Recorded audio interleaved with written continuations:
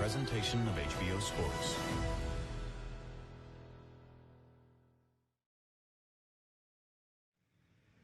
A life story should be, everything should be in it. Why I joined Elijah Muhammad, what turned me to, and what experiences I had racially. I mean, see, these things I don't want to just give away. People have offered me a lot of money for books. Yeah, but you know, everything that's written about you makes people want to read more about you. And they keep saying, well, wait till we read his story by him.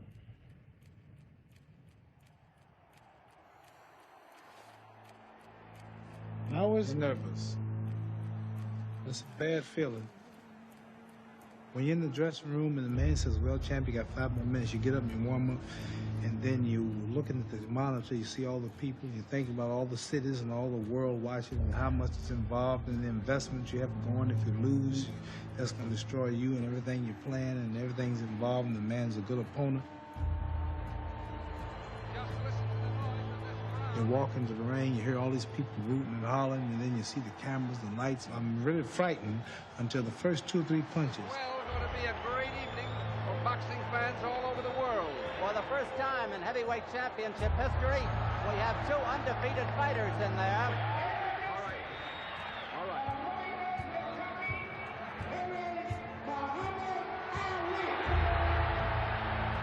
His opponent from Philadelphia, Pennsylvania, the heavyweight champion of the world, Joe Frazier.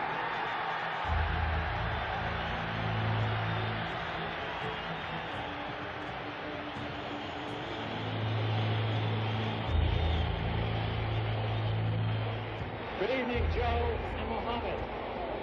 Since this contest is for the final determination of the heavyweight championship of the world, we ask you to pay particular attention to the rules of the New York State Athletic Commission. Shake hands now, men. Return to your corner.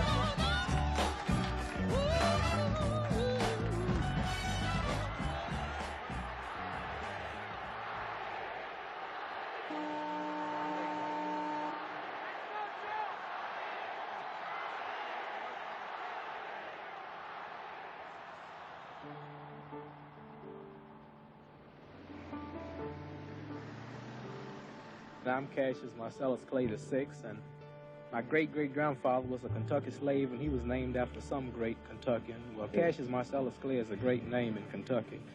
And really, where he was from or where it was all originated, I couldn't tell you. But since I've reached a little fame in boxing, most people want to know where am I from and where did I get that name. But really, I haven't really checked on it, so I see that I'm going to have to go look into it. You'll have to look it up. See what it's all about now that I'm getting a little interviews.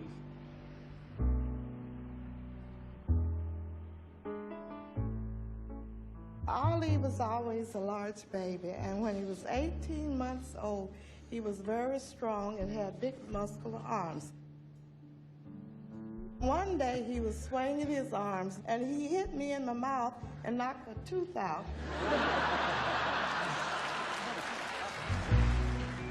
12 years old, I went to a home show where they displayed cars and refrigerators and everything, and left my bicycle outside and came out. It was a drizzling rain that night. The bicycle was gone. I just got it for Christmas.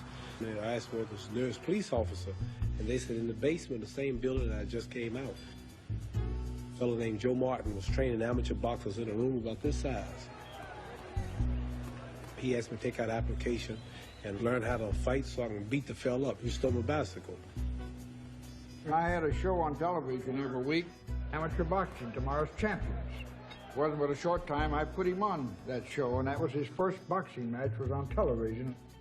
And I had about 45 fights on the show every Saturday at 6 o'clock, 3 bouts and 2-minute round bouts.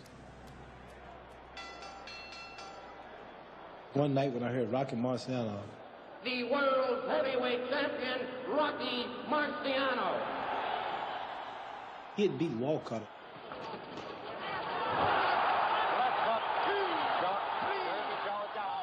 And I heard the fellow say, and still world heavyweight champion, Rocky Marciano. Rocky Marciano wins by a knockout. So I rode off in the rain on my bicycle. I could just hear the man say it. And still the heavyweight champion of the whole world, Cassius Clay. I heard it, and I said to myself, the champion of the whole world can whoop every man in Russia, every man in America, every man in China, every man in Japan, every man in Europe, every man in America. The champion of the whole world. That sounded big then.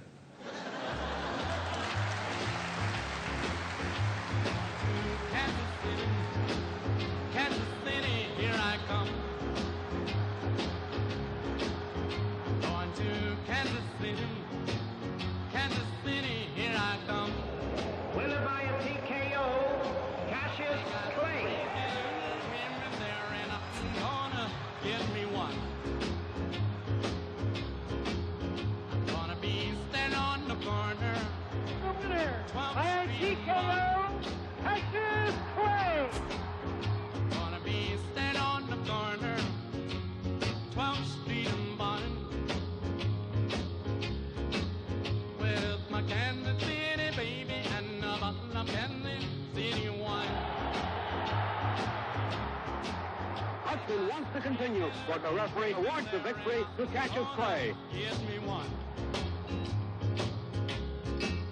They got crazy little women there, and I'm gonna give me one. I was convinced that he would be Olympic champion, and he was very scared of airplanes. He told me that he wasn't going to Rome unless I could get him on a boat. Well, I worry more about airplanes than I do boxing. I mean, I never worry about the fight. I worry about the flight. And I said, there's no way. You're going to have to fly.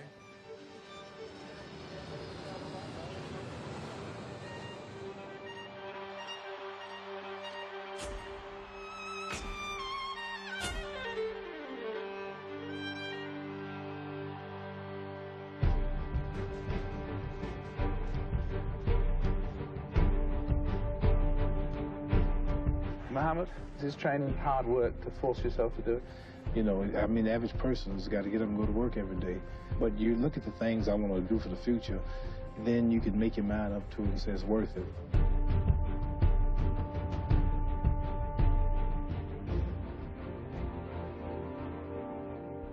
Robert McClure, light middleweight, Toledo, Ohio. Eddie Corp, Detroit, Michigan, 165 pounds. Cassius Marcellus Clay, light heavyweight, Louisville, Kentucky. The 1960 Olympics, American Cassius Clay takes on Polish boxer Ziggy Pietrzykowski for the Olympic light heavyweight boxing championship. Cassius, were you worried before any of the fights?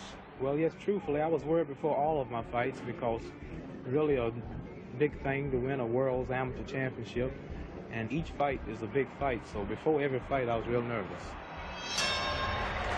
This southpaw, Pietrzykowski, has proven extremely challenging in all his other bouts to date. No opponent has broken through without being stung by his quick right jab and staggering left cross. People really don't know how tough this is. Just get up tomorrow and jump around for 3 minutes and watch how tired you can get. It's round 2, and Clay is outscoring his opponent. Pietrzykowski lands a solid left. Cassius must be cautious with this powerful lefty. And there's the end of the round. Champion is one who can rally to the cause when you're under pressure and have just a little more than the other guy.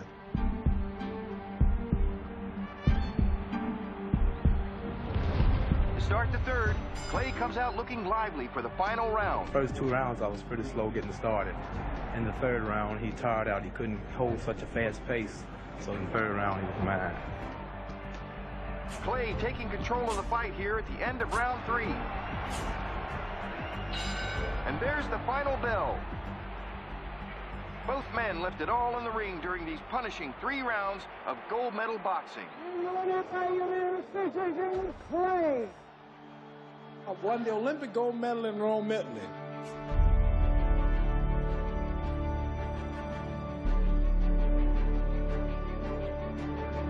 I'm defeating America's so-called threats and enemies.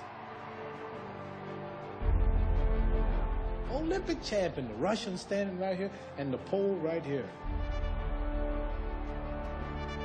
And the flag is going, dun, dun, dun, dun, dun, dun. And I done whooped the world for America. I said, man, I know I'm going to get my people freedom there. I'm the champion of the whole world, the Olympic champion. I know I can eat downtown now. And I went downtown that day, had my big old medal on, and went to breakfast. And I said, a cup of coffee, hot dog. He said, the lady said, we don't serve Negroes. I was so mad. I said, I don't eat them either. Just give me a couple of hamburgers.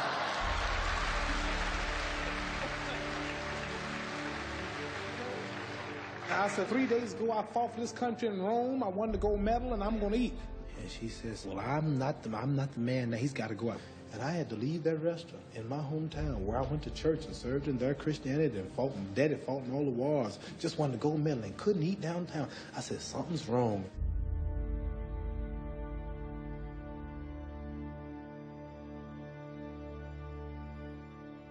Any of your boys plan to turn pro? Well, yes, I was thinking about turning pro. For an example, right now I'm the world's amateur light heavyweight champion and I'm broke.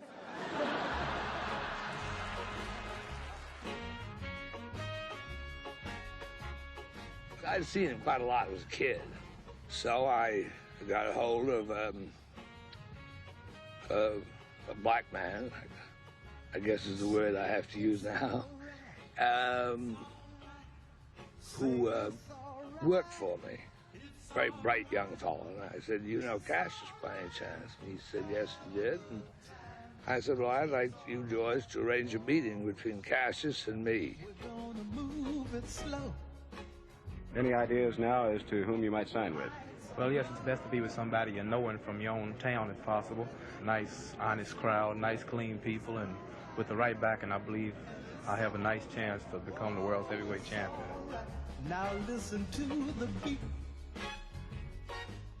He got $400 a month, enough so that he could eat.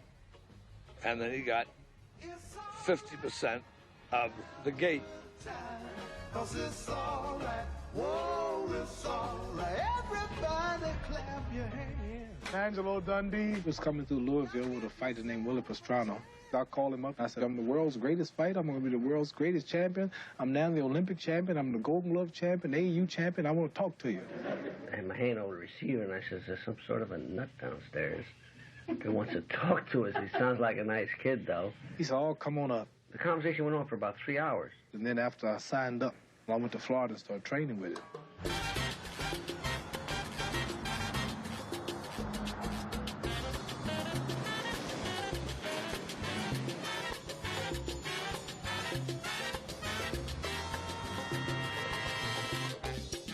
When he walks into the gymnasium in Miami Beach, you'll see it's a happy air about it. This is his place where he can train and relax and be himself. The Cubans gave him the pet name Boca Grande, Big Mouth, because he imitates, he's speaking Spanish, saying nothing for about 10 minutes with these fellas, and they get a kick out of it. But they dubbed him Big Mouth before anyone. This is no usual fighter. This kid just had that style, this quickness, reflex action. He was hungry for knowledge, for information. He kept asking questions about road work and how many times a day do you eat. I was very impressed the way he worked. He worked hard. How many fights you had? About 180 amateur fights. Lost 3. That was my first 3, by the way. Yeah. Have you ever been knocked out? Have you ever been knocked out? Never dreamed of being knocked out. Cassius Clay, an 18-year-old amateur boxing champion with a charming smile, took a physical examination for his first professional fight. All Louisville boxing fans turned out to see their young Olympic gold medal winner. He did not disappoint anyone, easily winning his professional debut with a flashing, unanimous decision. And the winner, Cassius Clay! If you ask the average white person who's the greatest 2 fighters ever lived, he'll say Jack Dempsey or Marciano. If you ask the Italian, he'll say Benvenuti, which is nature. If you ask the average black man on the streets, he'll say Jack Johnson. You may hate to admit it because he's black, but he was one of the greatest. And after Jack Johnson, every kid all over the world, every planet Earth, know the name Joe Louis. The name Joe Louis is boxing. I always wondered when I went to church on Sundays. I always asked my mother, I said, Mother, how come is everything white? I said, why is Jesus white with blonde hair and blue eyes? Why is the Lord's Supper all white men? Angels are white. I said, Mother, when we die, do we go to heaven? She said, naturally we go to heaven. I said, well, what happened to all the black angels when they took the pictures? At 188 pounds, Clay is lightning fast. I said, oh, I know. If the white folks was in heaven too, then the black angels were in the kitchen preparing the milk and honey. So I always wondered why. You know, Tarzan is the king of the jungle in Africa. He was white. Everything was white. And the angel food cake was the white cake, and the devil food cake was the chocolate cake. Young Cassius Clay takes another large step up the heavyweight ladder. And everything bad was black. The little ugly duckling was the black duck, and the black cat was the bad luck. And if I threaten you, I'm gonna blackmail you. I said, Mama, why don't they call it white male? They lied too.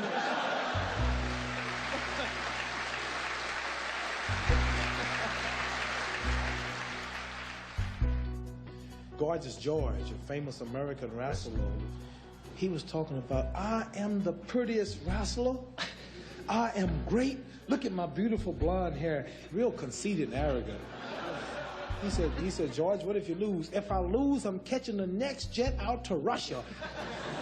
I looked at him, I said, boy, he needs a good whooping. But when I saw all of those people come to see Gorgeous George get beat, and they all paid to get in. That's the thing. They paid to get in. And I said, this is a good idea. And right away I started talking. I am the greatest. I won't return to the United States for 90 days. I'm too fast. If you talk jive, you'll fall in 5. If Bill Jones beat me, I'll crawl across the ring on my knees, kiss his feet, tell him he's the greatest, go to Idlewild Airport, and catch the next jet out of the country. But me, it was a little different. They said, the nigger talks too much. He talks too damn much. Put your fist in his mouth. I heard it ringside. Knock that nigger out. That nigger needs a good whooping. Winner by unanimous decision, Cassius Clay. Cassius Clay is mimicking some of the people who are booing the decision. Debris is coming into the ring now. Boo, yell, scream, throw peanuts. But whatever you do, pay to get in. You came in the ring with a frown on your head. Is that because I am the king? I understand you have a queen of England, but you don't have a king. Were you shocked when you were booed into the ring by the British public? No, I was not shocked. I'm always booed. Everywhere I go, I'm booed. I like to be booed. That's why I fight hard. 1963, when that Henry Cooper hit me. He hit me with a left hook. That lick was so hard, it jarred my colored friends in America. The bell has sounded, and he's up at about 3, Clay, and he still doesn't know where he is. He's still half out, Clay. They're working furiously on him in the corner. Angelo Dundee, his trainer. He really is giving him a talking to. Cooper's left hook finally scores, and Clay was down 2 seconds from the end of the 4th round. Right. And now we come to round 5, the round in which Clay said he would beat Cooper. It's round 5. And now he's slipping in, and I think this is it. The towel has come in from Cooper's corner, and Tommy Little's looking at it. And he's had to stop the fight. And Clay is getting bombarded with programs from angry ringsiders. 55,000 to witness. Can this Louisville lip come over here and call the exact round again? We don't leave it. The 5th round came. Yeah, I hit him. Yeah, I said, come on, sucker. Yeah. Man said, break it up. I said, there he is. There he is. And walked on out of the joint. Come here, Sam. I got the British press here. This is Sam Cooke. As you can see, like me, he's awful pretty. And we are here now working on a record called The Gang's All Here. Would you like to give us a preview of this disc? Let's give him a sample. Come on, let's give him a preview. We'll do a lot better if we had the music here with us. All right, we're going to do it. We'll try now. Hey, hey, the gang's all here. Join in the fun. Hey, hey, the gang's all here. We're gonna swing as one. Do it again now. Hey, hey, the gang's all here. We're gonna swing as one. Yeah. I'll see you guys later. All right, Sam. Yes, sir. Are you ready? Am I the greatest? Now I'm driving long, beautiful Cadillacs, living in beautiful homes. I'm colorful, I talk a lot. I'm just different. I'm something new on the scene, and I'm not only a fighter, I'm a good showman. I just cut an album for Columbia Records. I might retire from the fight game and go on into the recording business. This thing will sell about 4 million copies. It will outsell My Fair Lady and The First Family combined. Do you find it a lot easier punching holes in records than opponents? You're all right. It's a lot easier. It's a lot more dough in it. These records sell for $3.98 a piece, and already it's been sold 175,000 in the last 2 days. Great fight, kid. You were great. Let's talk about the opponents. I won't fight nobody under $1 million guaranteed. If it wasn't for me, the game would be dead.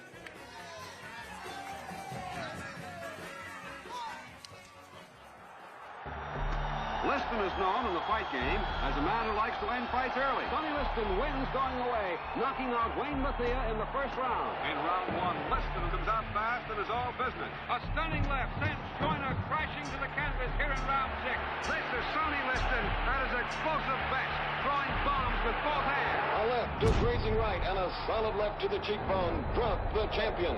The winner and the new world heavyweight boxing champion, Sonny Liston.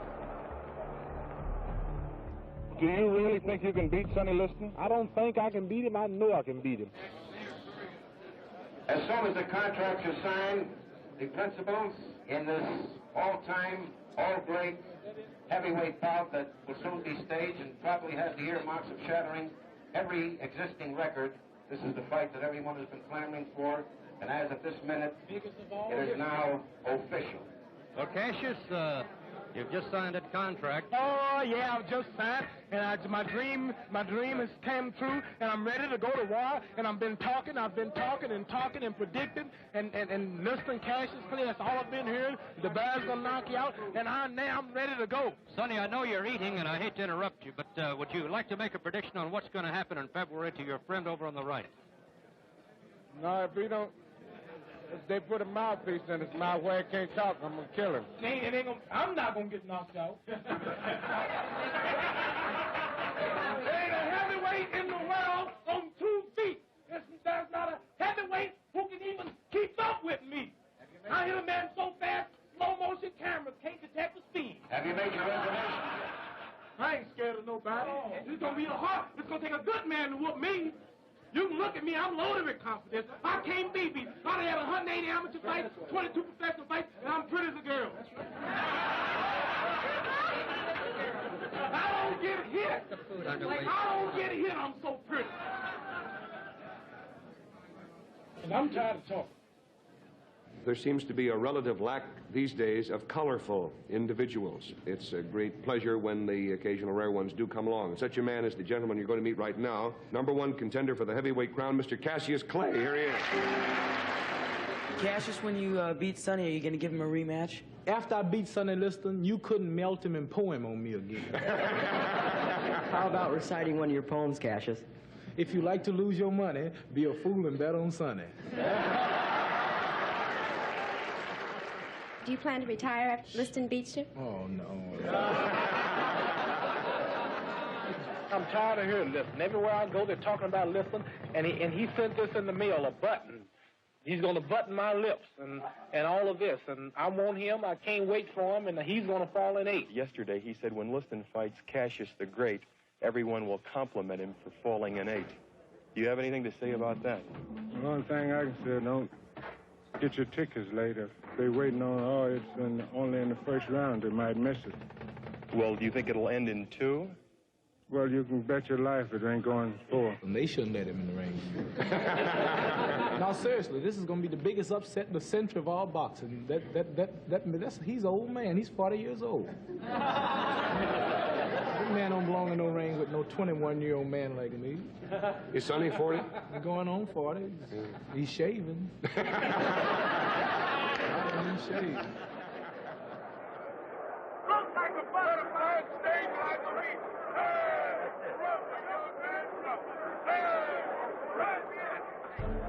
$218 pounds. You tell Joe Woods that I'm here with Sugar Ray. Joe Woods is flat-footed, and Sonny Liston is flat-footed. Sugar Ray and I are 2 pretty dancers. We can't be.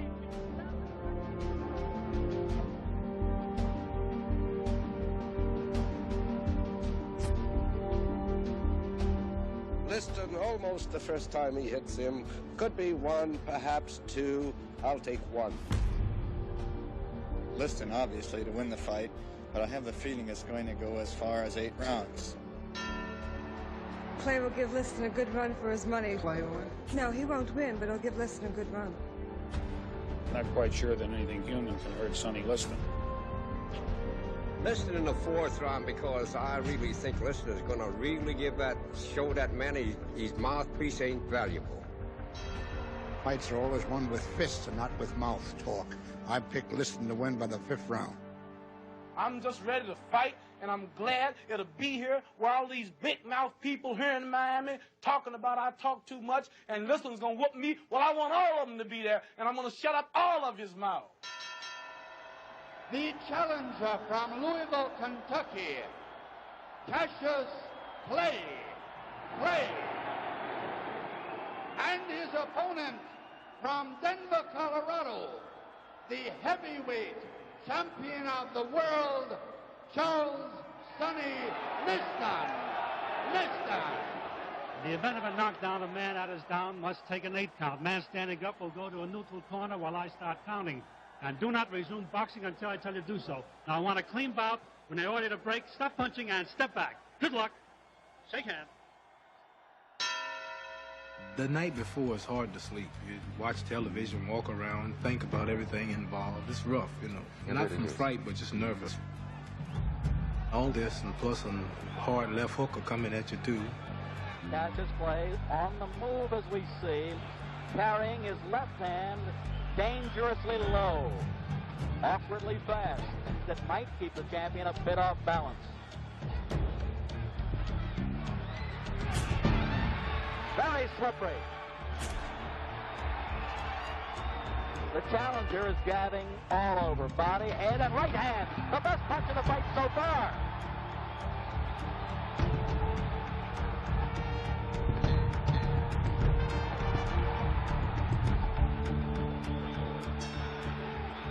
Well, Steve, I think this was the greatest round of any fight we've seen in a long time, because I think Clay completely outclassed Sonny Liston in this round. I hope that Clay don't get too much confidence to do that. He's gonna get knocked out. Another jarring right hand that time, folks. Another one. Sonny wobble. Cassius has him hurt. Sonny is talking to. Sonny has a big mouth below his left eye. He has a cut below the eye, and he's getting hit with all the punches in the book. something wrong with Clay now. Something wrong with Clay. Something wrong with Clay. I see that, Joe. His eyes are bothering him. Ladies and gentlemen, we don't know exactly what happened. They're yelling from Cassius Clay's corner. Something got in his right eye. However, he's blinking badly. Sonny's going to try to pull it on. Still having some problems with his eyes. He's blinking and he's bouncing away continually. Liston still aiming toward the body with the big punches. Cassius Clay, Joe, was continually complaining about his eyes. He seems okay. Dundee seems to nod toward him. We're getting ready for number 6. Did you think it was going this long? I sure did. I think the whole country didn't think it was that long. In round 6, we know that Sonny flat-footed stance most of the time. Easy target. Easy. Very tricky left jab. Clay with a variety of punches. We call them combinations. That's his strong point. The crowd now cheering the challenger. There you see them. Joe Polino trying to keep that cut closed. I think he don't see too well out both his eyes now because they're pretty well puffed out. And I think Clay got all the comfort he needs now.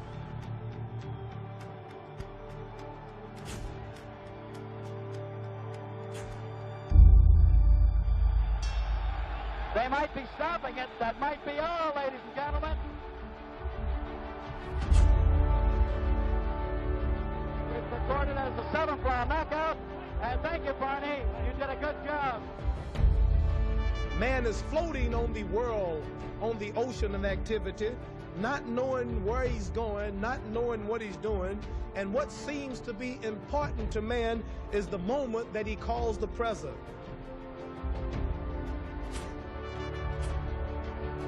The past is just a dream to him. The future's in the mist, and the only thing that's clear to man is the present. I'm the king of the world. Hold it. Hold it. You're not that pretty. I'm a bad man. Wait. I shook up the world. I shook up the world. Hold it. I shook up the world. Wait, hold it. Throw in the chair, but I don't think so. All right, tell us then. All right, Dad. What you gonna say now, huh? He pulls his head back. He holds his hands too low. While I'm still pretty, the bear couldn't hurt me. The bear couldn't even get a good lick. I'm so pretty. Oh, I'm so great. Oh, I'm so pretty. I shook up the world. Now I'm through talking. Come on now. I'm through talking. Now you write the results.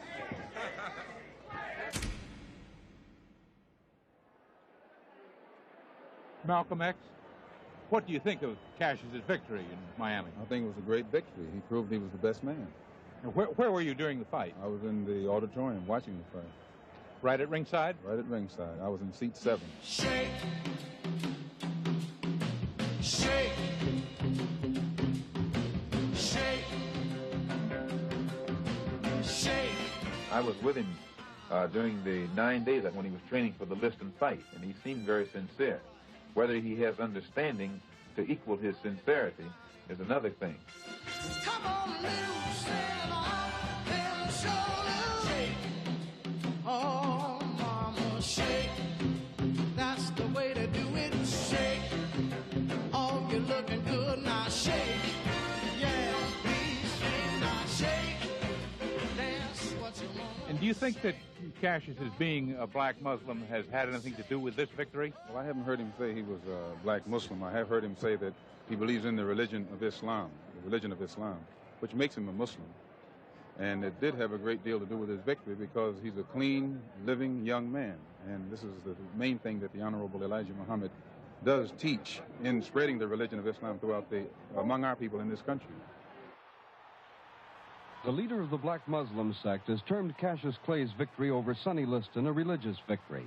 At the group's convention in Chicago, Elijah Muhammad came closer than anyone so far in proclaiming Clay a member of the black Muslims. Clay has hinted that he is at least on the fringe.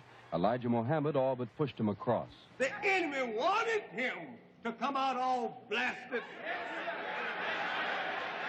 They had said that he would... Liston would tear up that pretty face of yours. But Allah and myself said no.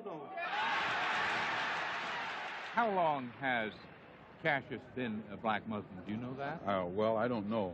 Cassius is probably more capable of speaking for himself than any other man in this country. Cassius Clay is a name no more, is that right? Yes, sir. It's Muhammad Ali. Muhammad means worthy of all praises, and Ali means most high in the Asian African language. How long have you had the name? Well, for about 2 weeks now. Was anybody special gave you the name? Yes, sir. My leading teacher, the most honorable Elijah Muhammad.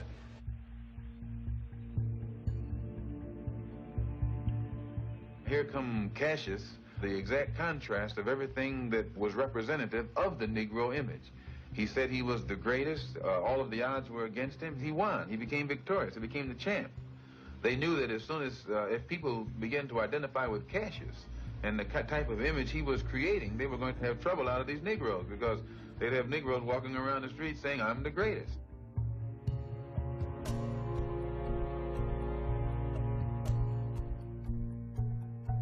They are black Muslims, a national religious cult that says it will take over the United States and eventually the world. And the FBI says the movement is a potential threat to the internal security of the United States. A prominent Muslim is heavyweight champion Cassius Clay, or Muhammad Ali.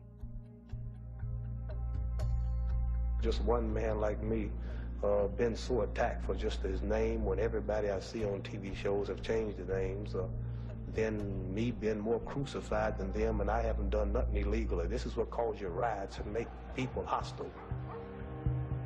There's stories out of New York about people are going to come up here heavily armed looking for you. No, that's just rumors trying to scare me. Yeah, scared of what? I walk through hell every day. No guards, don't need them. Picking on a clean, righteous man like me and hollering about, what you come to tell me they're coming to get me for? Why don't you go on the highway and stop them? South Florida's Muslim leaders are responsible directly to Muslim headquarters in Chicago, where the Honorable Elijah Muhammad runs the organization with an iron fist. Cassius, what brings you to Chicago? To have dinner with my leading teacher, the Honorable Elijah Muhammad.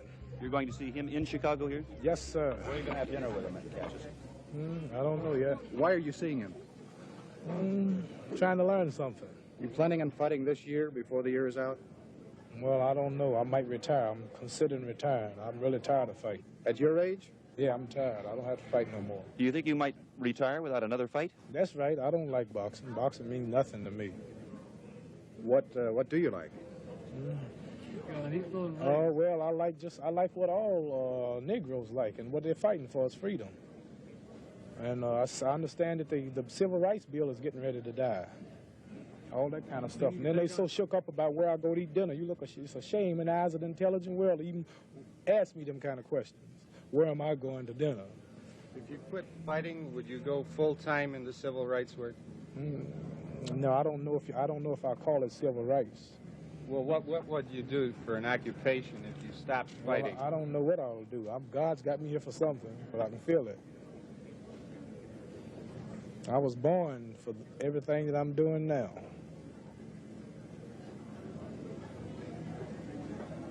No fear of nothing is in my heart.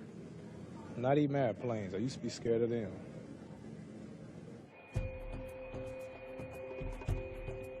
You've been invited to a number of countries, too, haven't you, Cassius? Yes, sir. Countries such as Ghana, Nigeria, Kenya, Pakistan, Malaya. When do you plan to go? In a couple of months, I'd like to start my world tour, and I expect to be gone for as long as a whole year.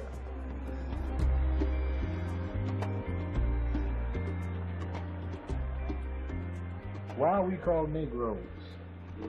Nation of birth. That's what nationality means. Nation of birth. So if our nationality is Negro, then where's Negro land? I said, that's God's truth. This is what I've been looking for. Now the so-called Negroes, it's a fact he's from Asia and Africa. They have a language. Now, it's a fact this is not our homeland. We was brought here slaves. Now, why we don't know one word of our language? What happened to our language?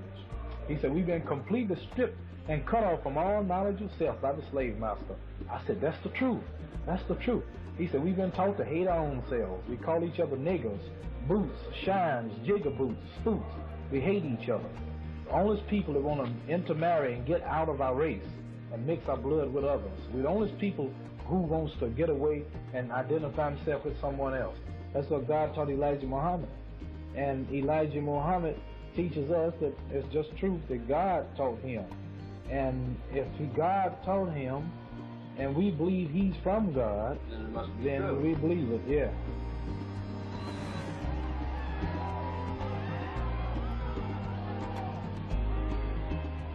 Most of my knowledge comes from traveling, talking to people. You don't realize how much gold and how much wisdom is in places where you don't think it is.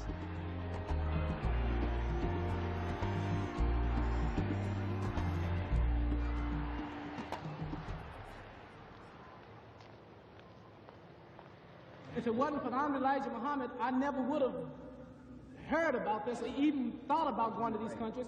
And this is a golden Muslim mosque that was presented to me by the Islamic Council of all Egypt. And I want one more thing to say I haven't explained it yet. And this mosque, I'm very honored, and I hope that he will receive it. This is a gift, our leading teacher, for waking all of us up, because we were in a bad state of condition before we heard him. Why did you fall out with Elijah Muhammad? Well, some internal disagreements and differences that I would rather not go into, but I think that they will come out in public before long.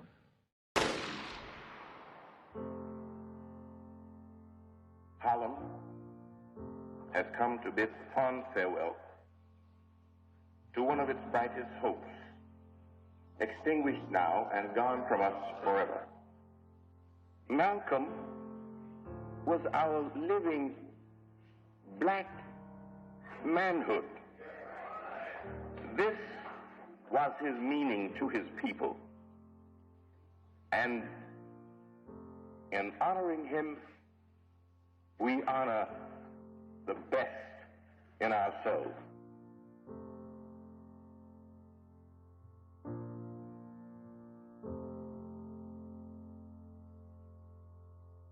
The heavyweight champion of the world, Muhammad Ali. Muhammad Ali, better known as Cassius Clay.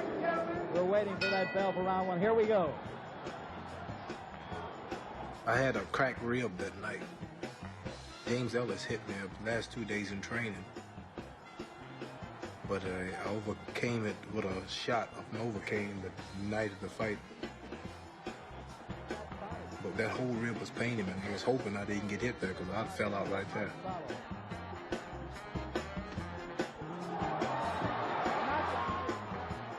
Look, man, that's it. Something about it. Sonny Lister. I know. I can hear the winos and the hobos and the little people who bet the nickels and the dollars in the pool room now. He's a bad man, ain't he? He hit that bear so hard. Don't never bet against him no more. I don't know what he's gonna do. He told us to get there early. I know a lot of people missed the fight. Walking around, you know, we have people that like to come to the fights late, showing off their pretty suits, you know, all the players, you know. They missed the fight, you know. Oh, shoot.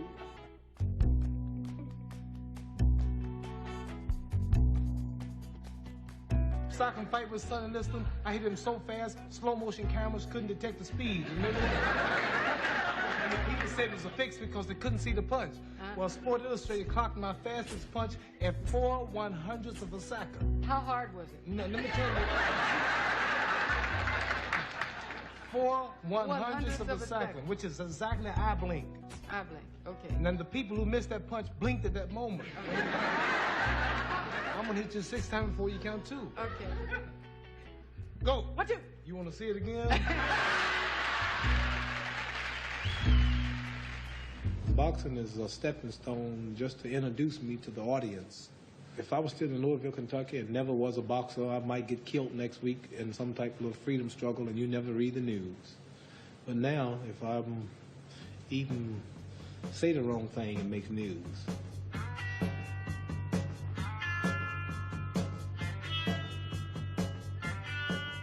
I have today ordered to Vietnam to increase our active fighting forces by raising the monthly draft call from 75,000 to 125,000 men almost immediately.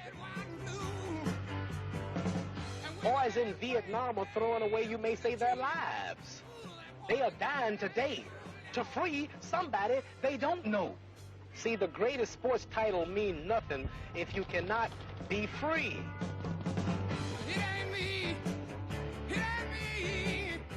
My only interest in fighting him is merely to take the championship away and to put it back to where it belongs. All America, not just the black Muslims.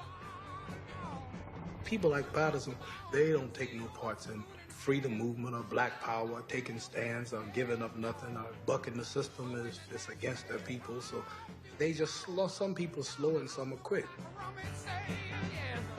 I'm very happy that Mr. Clay took the time out to come up to my camp. As far as the way he's carrying on is concerned, I think that it will help my fight. If you dreams about me, you apologize. From Louisville, Kentucky, the heavyweight champion of the world, Muhammad Ali. This will be a mismatch. First, I'm going to punish him. I want to take him and give him a good whooping. I don't think he deserves a quick knockout. Before he fights me, he'd rather be caught in the middle of Vietnam with a bean shooter.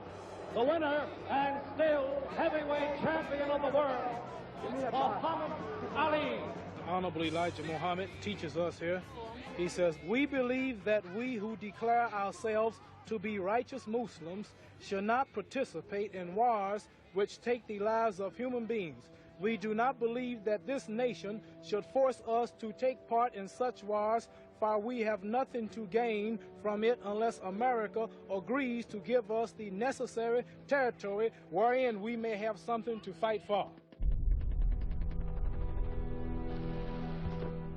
This country was set up on the basic concept of religious freedom, or freedom of expression. I don't believe that he should be persecuted or ridiculed because of his beliefs. The man is a Muslim, and this is his belief. He doesn't believe in war, and I think he should be deferred. He is a great champion. They should respect his beliefs. That's why I'm here right now. The tragedy to me is that Cassius has made millions of dollars off of the American public, and now he's not willing to show his appreciation to a country that is giving him, in my view, a fantastic opportunity. Why me, a man who pays the salary of at least 50,000 men in Vietnam, a man who can pay in 2 fights for 3 bomber planes? I'm fighting for the government every day. You were faced with the same problem in World War II. No, not quite. I was waiting for them to send for me, and when they sent for me, I went. So it wasn't the same problem. It's just that I was champion at the time that World War II started, so when my time came up, I had to go. Do you think there's anything wrong in someone like Cassius Clay in refusing induction? Yes, sir, I certainly do. Why? Because he's no better than the rest of us.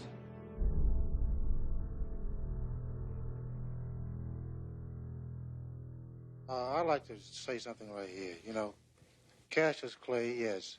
Why do you want to say Cassius Clay when Howard Cosell and everybody is calling you Muhammad Ali? Then why you got to be the one of all people whose color to keep saying Cassius Clay?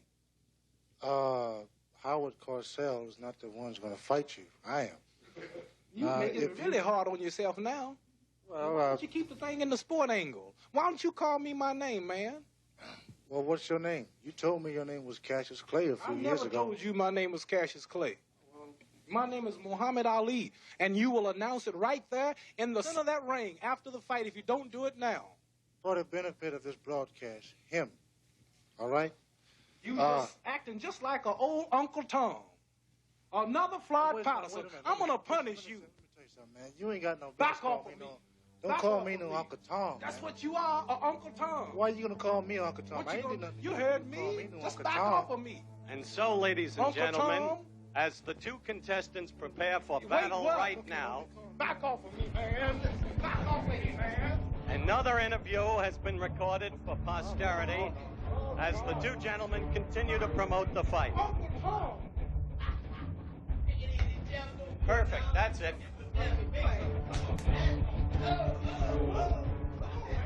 Come on. Keep shooting. A lot of people have asked about that interview we did together with Terrell, Coast to Coast, a week or so ago. where you and Terrell almost came to blows, and many people have said it was a publicity stunt, that you staged it. They have a right to believe so, Howard, because many things in the past that I have done was publicity stunts, that's all. But this time it was serious. And well, do you hate him? No, I don't really hate him, but I don't really hate no one, but I don't like him for his actions and the way he was acting and insisting on calling me Cassius Clay, knowing that my name now is Muhammad Ali, and I'm a Muslim, and whenever this is discussed, it's serious. I don't play with the religion or the name. So he really made me angry, and that was not play. That was real. Shake hands now. Come out fighting. Knows that's not my name and I don't like it, so I'm gonna have to whip him to describe it. It's beating him, making him look bad, making him look silly, showing him that he has no class, talking to him, asking him questions like what's my name while I whip him until he say Muhammad Ali, and just ridicule him and shame him in front of the world. Now the bell for round 8. You're going to come around the face, so you have to use his left hand as a defensive thing rather than a defensive weapon. Clay is talking to Terrell. So he's asking what his name is. It's steady to humiliate him. I hardly think it's necessary. Don't you agree, Joe? I think Clay can do what he wants to do in the ring.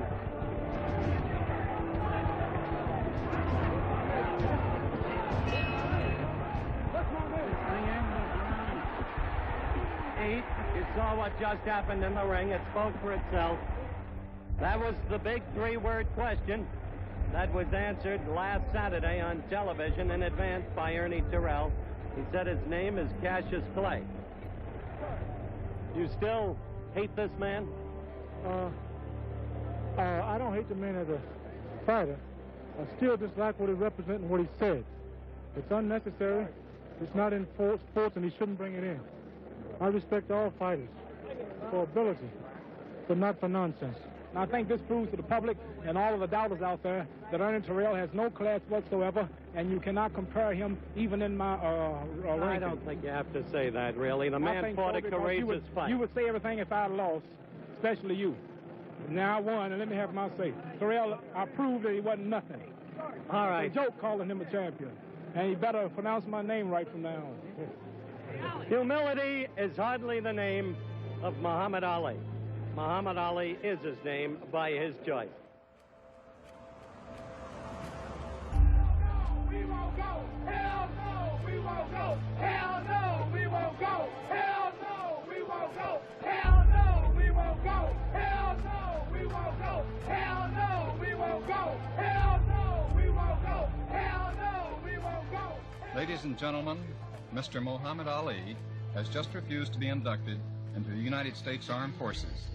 Notification of his refusal is being made to the United States Attorney, the State Director of the Selective Service System, and the local Selective Service Board for whatever action deemed to be appropriate. And I will bring Mr. Ali in for your comments. I wrote a little poem on that thing about Vietnam. Heard my little Vietnam poem? No, I haven't. I don't think many people have. Clean out my cell and take me to jail. Better there fed than in Vietnam dead.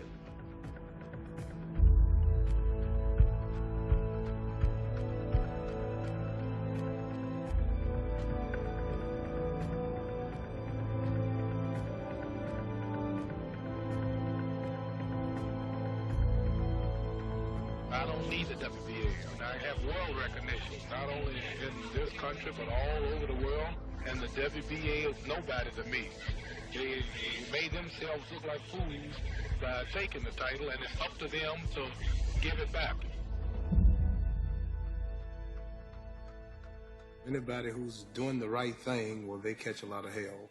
You cannot please God and the devil too, so I'm pleasing God. When I'm rejected here and rejected there and not wanted here, then I have a good feeling spiritually because I'm right. If I wasn't right, then they would accept me.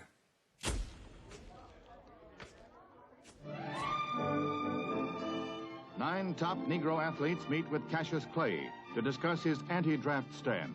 They include Bill Russell, Lou Alcindor, and former pro footballer Jimmy Brown. Says Brown after the meeting, the champ is sincere in his religious beliefs. He believes in his religion, and his stand is based wholly on that. Clay's induction refusal cost him his title, and he faces a possible 5-year prison sentence. He claims exemption as a minister of the black Muslim faith.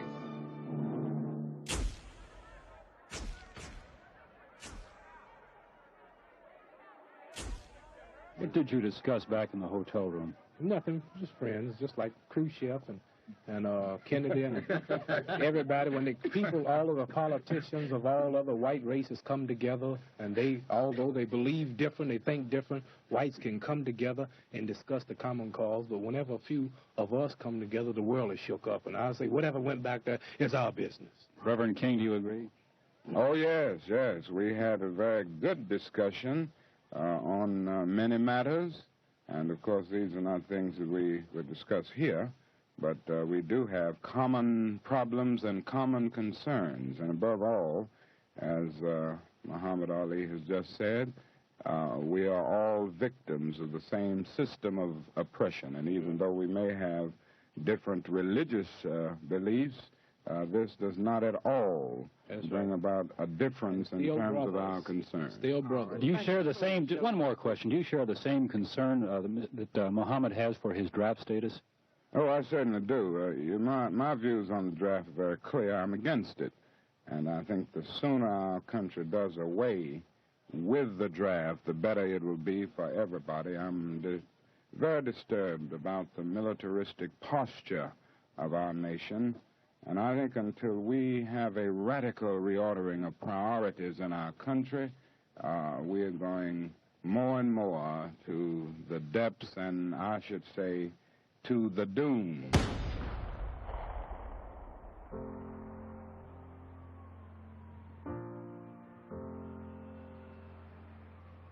I have some very sad news for all of you, and I think sad news for all of our fellow citizens and people who love peace all over the world.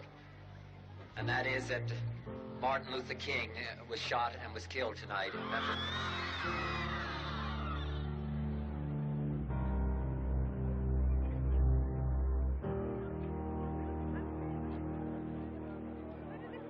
We came in chains. We came in misery. Now all our suffering and pains are part of history.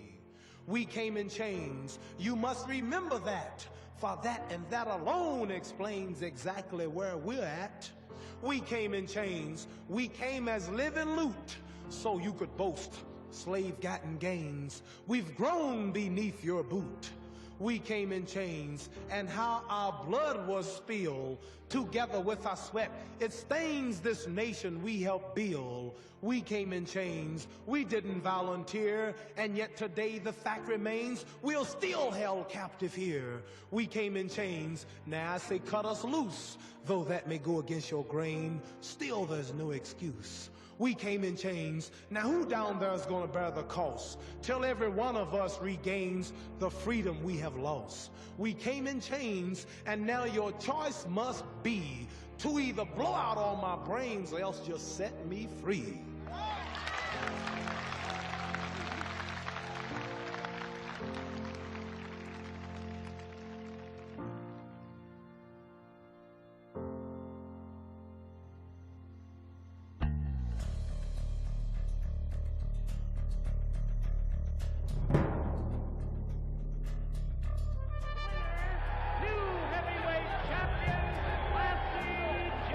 Decision speaks for itself. Jimmy, I won the tournament. We're in good shape. You've got back-to-back champions. You were Muhammad Ali's trainer and manager. What if Muhammad comes back? Whom would you represent? I'll cross that bridge when I come to it. It'll be a pretty bridge. I ain't worried about it right now. I'm happy I got this guy. He's the champion right now, period. I would like to hear this from you. And I want the world and the cameras to hear it. Who's the heavyweight champion of the world? One more time, who's the champ of the world? For the heavyweight championship of the world. Oh, a tremendous left hook, and he cannot be saved by the bell. This fight may be over. This fight may be over. This fight is over. Angelo Dundee, Paul Tony Perez. is over. It is over. A knockout in the 4th round.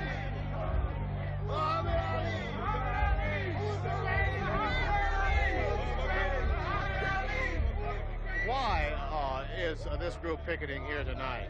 Because they recognize the fraud which the white power structure, the white vultures, as I've called them, of the boxing world, is trying to perpetrate. Muhammad Ali has not lost his title. I consider myself the heavyweight champion of the world until the champ get back in action again. And when you say the champ gets back in action again, I assume you're talking about Muhammad Ali. That's right, I would like to face him. And how do you think that would come out? Well, I think I'll take it.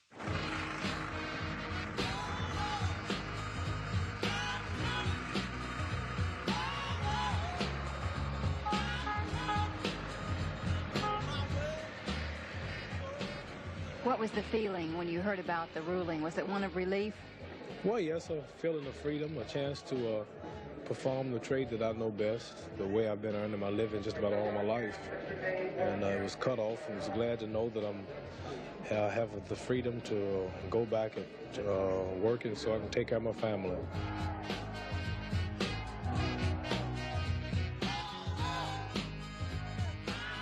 You're going to try and come back. You admit that you're not in the shape you should be in. Quarry figures the time is ripe to take you. And that's natural. I've been off 3 years, and I've only had a 6 weeks notice for this fight, which is usually something considered impossible for a heavyweight to do. Is it your present belief that you can ever again be, as a fighter, what once you were, the same skills, the same swiftness, the same destructiveness? I don't think no human can be the same after 3 years or anything. We naturally get older. I have about 6 gray hairs in my head now, where a few years ago I had just 1. So naturally we never can be like we used to be. Now, he's got this possible prison sentence hanging over him. Does that affect him at all in his training? Nothing bothers this guy. Nothing bothers him. What's going to be is going to be. I think his attitude is like mine. Que sera, sera. What's going to happen with the government and this court trial is hanging over his head, that'll come later. This is still in the Court of Appeals. Until we cross these bridges and be successful, then there's a possibility I might have to do the 5 years in prison. Return of the champion, Muhammad Ali.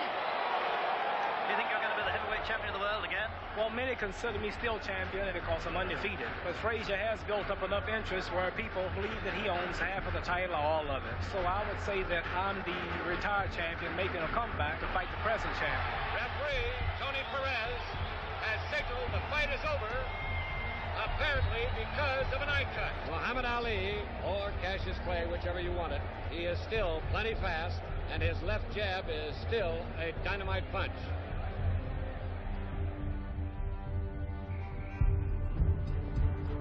Doctor, is there any doubt about their condition? Listen to me. Both in great shape. Why you not go with the army? You chicken? Both fighters are in excellent Say and that exceptional one more shape. time. Say that one more time. Vocally as well as physically. Why Yes, you absolutely. not go the army? I would say. Why you not go the army? I will tell you Monday night in the first clinch we get in. Chicken, you chicken. Beep, beep, beep, beep, chicken, beep. Good deal. Keep talking. Chicken.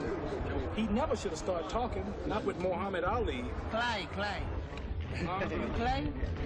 I said Muhammad Ali. Clay? You will call it when the fight comes off. Clay? Wait till the fight comes off. Please tell everybody to get to your theaters. I've never had a man that I wanted to whoop so bad. Monday night, Madison Square Garden will be sold out. Theaters throughout the world will be sold out. He will have to fight, and he's putting himself on a big spot because a man who talks this much and lose, it sets him back a long ways. I've never lost. 1:30 left in the fight. That left floored him. It came from nowhere. Ali came through with a left. The crowd screaming. The first knockdown of the fight. He took the mandatory 8. And now Ali is behaving like the old Ali. One more knockdown in this round. The fight is automatically over. Bonavina is running.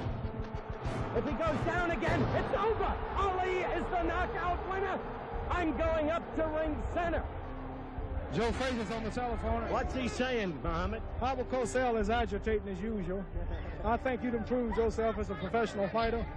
I'd improve myself, so I'll get him a couple of days rest, and since we can't get a loan, we just gonna have to get it on.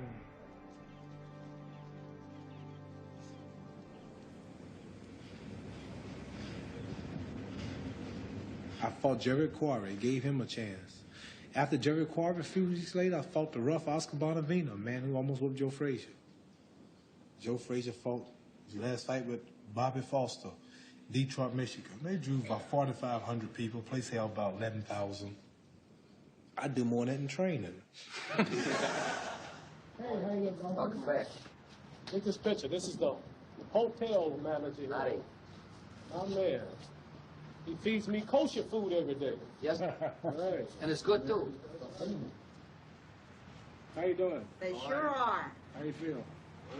Who do you fight? Joe Frazier or me? And they tell me Joe Frazier's new champ. What do you say? Who are you? I'm the heavy. Who am I? Oh, stay up.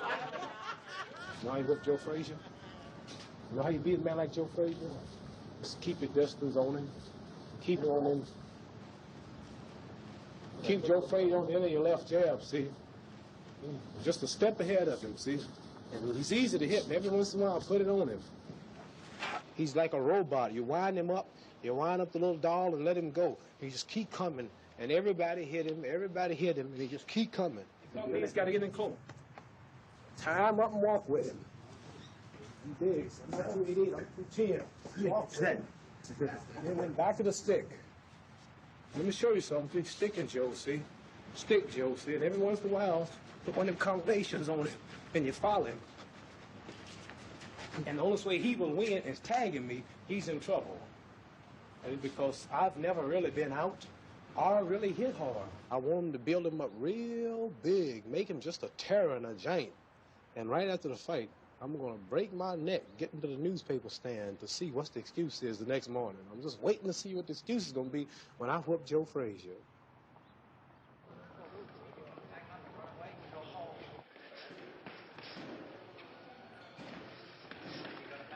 Will you train any differently for this fight with Clay, or is he just another opponent? I just think he's another man, you know what I mean? People probably look at him different, you know? I just look at him another, you know, I call him guy, you know? I call him another guy, you know what I mean? For the last 27 guys I've been fighting, you know, they've been bigger than me, you know what I mean? I'm a small man. So I, you know, go out there and go to work. I'm the champ. I mean, there's no doubt about that. You know, Ali usually go around hollering, you know, he's a champ, you know, and he called me a dumb fighter, but I tell him nobody never took my championship away from me. You're going to see a new guy out there, real new. And one thing, at Clay, they taking the title away from him. We fought for the title, and we earned the title. Now they give him a license, so we're ready to fight it. We're going to give him another shot at the title. I think he deserves it, and we're going to give him a shot at it. Why do you insist on calling him Clay? Because that's his name. I know him as Clay. But he wants to be called... He called me Yancey Durham, a Yank. He called me anything he want to call me. Yeah. So I call him what I want to call him. His name is Cassius Clay to me. Whether he resent that or not, that's what I call him. Always call him that. Always will call him Cassius Clay. He's meeting Muhammad Ali, the original champion. I just defeated Sonny Liston at the time he just got out of the Olympics. Joe Frazier's a street fighter. He walks in, he slugs, he fights wild. He's no skill. All of his opponents beat him for the first 2 or 3 rounds. But wait until I get Joe Frazier. He called you a good street fighter. Does that make you mad? Don't make me mad at all. I feel like I'm just as much fighter or better as him. How would you rate him as an opponent? I think he's a good fighter. You making any forecasts about the fight? What you mean forecast? You're going to win? Sure. If Joe Frazier whoops Muhammad Ali, he'll be the greatest fighter that ever lived. Believe me, this will be no contest to prove I'm still the best. This is the greatest fight. This is the greatest fight in 240 years. The 8th in the garden. March the 8th in the garden. That's right. Commissioner, may we proceed? Ali, what do you say you're going to do to Frazier? I predict that when I meet Joe Frazier, this will be like a good amateur fighting a real professional. This will be like a kid out of the Olympics meeting the fastest heavyweight champion that ever lived. He's going way back in the time of, let's say, 20 years ago. You know what I mean? This is the day, man. You understand? I just whooped You're not fighting Quarry. You're not fighting Oscar Bonavena, you're not fighting Sonny Liston, you fighting Joe Frazier. Everybody knows that's not the point. That's the point. Joe, what's your prediction? My prediction, the fight wouldn't go the distance. I'll stop him. Stop me. You. Wait till I get you in the ring. Wait. You see what? Get your hands off of me. You wait till I see. One, two, three, four. Get up, get on up, get up, get on up, stay on the scene, get on up, like a sex machine, get on up, get up, get on up, get up, get on up, stay on the scene, get on up, like a sex machine, get on up. This thing is bigger than boxing. People are watching this fight in countries that don't watch fights. People, women, people of all races that don't come to fights. There's never been an event in the history of the planet Earth this big. And if you want to challenge me, call anybody. World watch in all countries, even back to Arabia, the holy city of Mecca, all back in Egypt, all back in Syria, Pakistan, all back in Estonia, Russia, Red China, Vietnam. People actually waiting for the outcome who don't follow nothing from America. This is the biggest event in the history of the whole planet Earth. You understand? I understand. Why? Not because of Joe Frazier.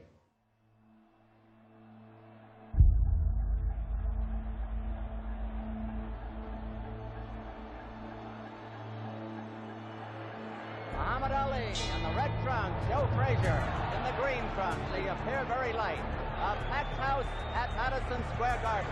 Muhammad Ali opening up fast. He may try to blitz him here in round one. Frazier is more vulnerable in the first round, and Muhammad Ali knows that.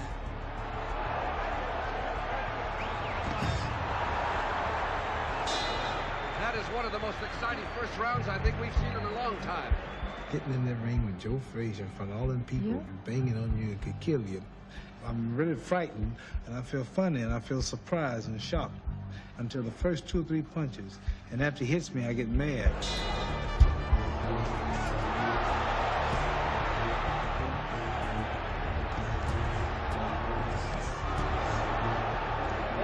seconds to go in the round. That was the best punch of the fight. If I fought Frazier, say 3 years ago when I was supposed to be at my best, I think I wouldn't have done as good because I'm stronger now. Joe Frazier just spit some blood. He is bleeding inside the mouth. Round 3. Round 3. The Muhammad Ali that we remember 3.5 years ago was a dancer. He's not dancing tonight. He may be trying to slug with Joe. That's still a good jab. Ali tucked into that punch instead of moving. After I saw he could take everything that I had and I saw his power, if you notice after the 4th round, I got mostly flat-footed. It took my time to preserve energy, and I needed it too. Good 1-2 on a jab.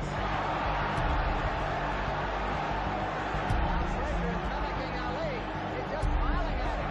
Frazier is just laughing at him, talking to him. That's the way Muhammad Ali used to taunt his opponent. Round 7 is over. A terrific round. Ali seems a little disgusted with himself, but he's mighty tired.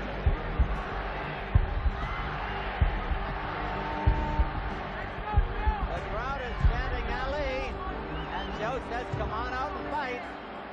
I let the critics and the newspaper writers get to me. They were saying if I got caught in the corner, if the fight would be over. And I deliberately stayed in the corner for 3 rounds and let him take shots at my arms, my body, and I was just touching his head and talking to him and playing with him. And I lost those rounds. Ali covering up on the ropes. That was a wicked punch. So was that. Archie, what do you think of this? And he is trying to psych Joe out by pretending Joe wasn't hurting him. I think so, too. I think he's taken quite a whipping. Well, the crowd has changed. Before they were yelling Ali, Ali. Now they're yelling Joe, Joe. I know it. Round 11.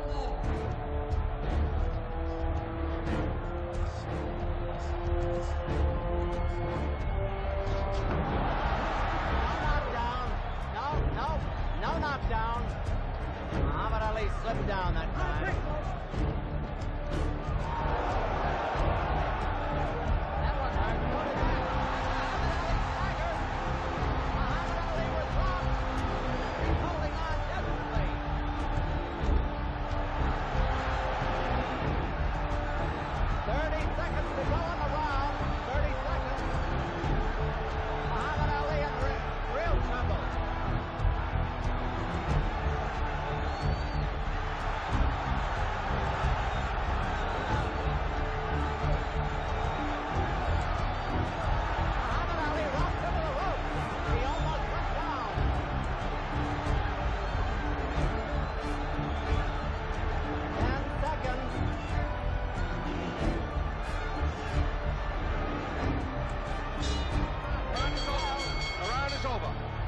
is over. What a round. Muhammad Ali was really out that time.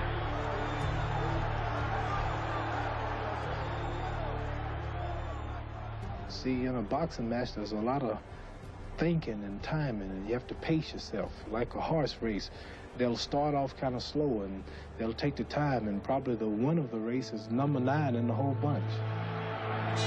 Round 12. Who thought it would go this far? Muhammad Ali gamely trying to fight back, but he is bent.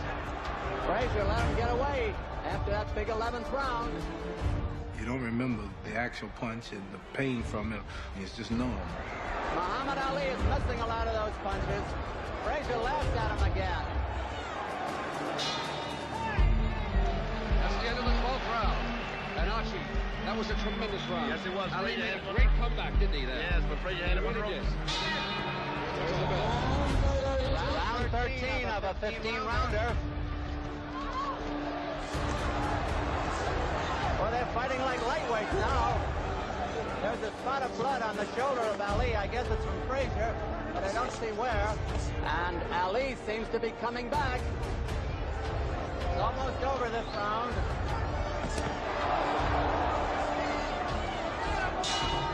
There's the bell. Round is over. Round 13 is over. And what a round.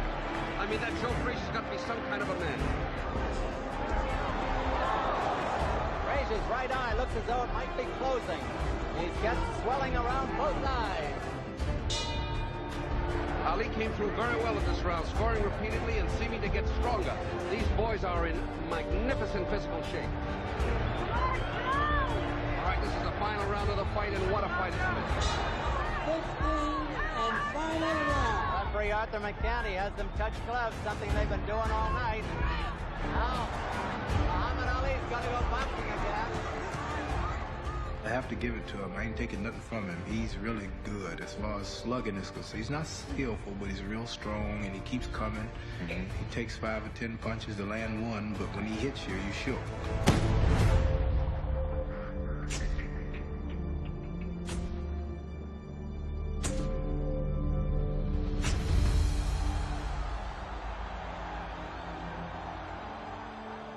Punches that knock you out, you really don't see them. And the 11th round, I didn't hardly see that punch. That was a hard one. But the 15th round, I saw it coming, and some way I leaned back and leaned right into the hook. The power of it knocked me down, but it wasn't enough to hurt me internally.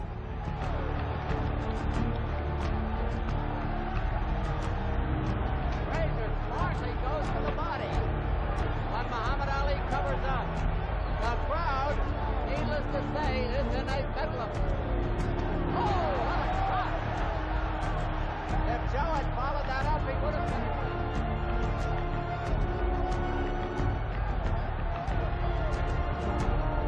Muhammad Ali has never taken such a battering. Muhammad Ali gamely fights back. Frazier is tired, and his eyes are closing. I got hit more in this fight than my last 6 fights put together. I think the punches actually landed in the rounds won. I believe I had the edge, but it was close. Referee Arthur McCanty scores it 8-6, 1 even for Frazier. 1 vote for Joe Frazier. RBI dollar 9-6 for Frazier. Frazier is the winner. Frazier is the winner. Correct. 11 rounds for Frazier, 4 Ali, 1 independent. The winner by unanimous decision and still heavyweight champion of the world, Joe Frazier. Joe Frazier. For the first time in his career, Muhammad Ali was beaten. Do you think your religion influenced this decision? Oh, yeah, naturally. One judge made it 11-4 here.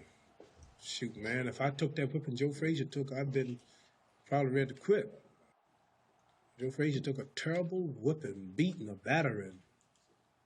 I didn't take no battering. I took a couple of hard left hooks that stunned me, but I didn't take no lot of jabs and uppercuts and hooks and crosses, and I didn't take no big whooping. Frazier took a terrible beating. which still lets me know how good I am, even after the layoff. So my confidence is really stronger than that before the fight, because I figured he would be tougher than he was. I figured probably, man, he'd be rougher than that. He was easy to hit and everything. Next time, it won't be no match. Next time, it won't be no show. I'll be on my toes. I'll be moving more. I won't play 3 rounds. I'll keep my guard up. I'll be more serious. Next time, I know him now. Next time, it'll be an easy fight.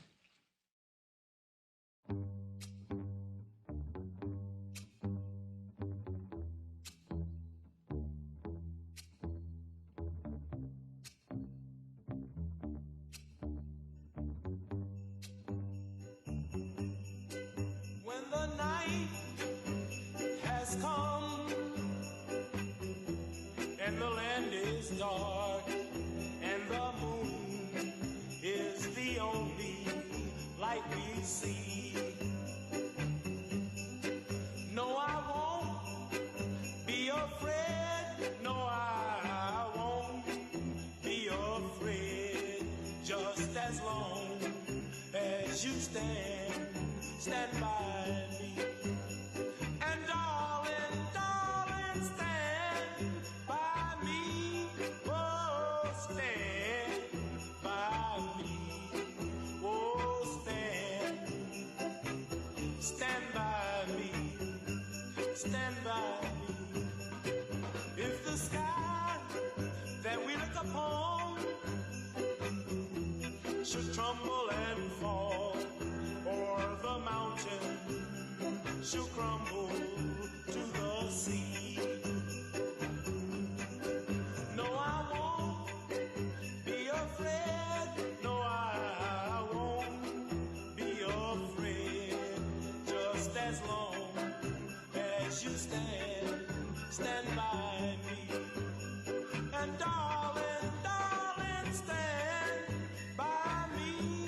Oh, stand by me. Oh, stand down. Stand by me. Stand by me. And darling, darling, stand by me. Oh, stand by me. Oh, stand down. Stand by me. Stand by me.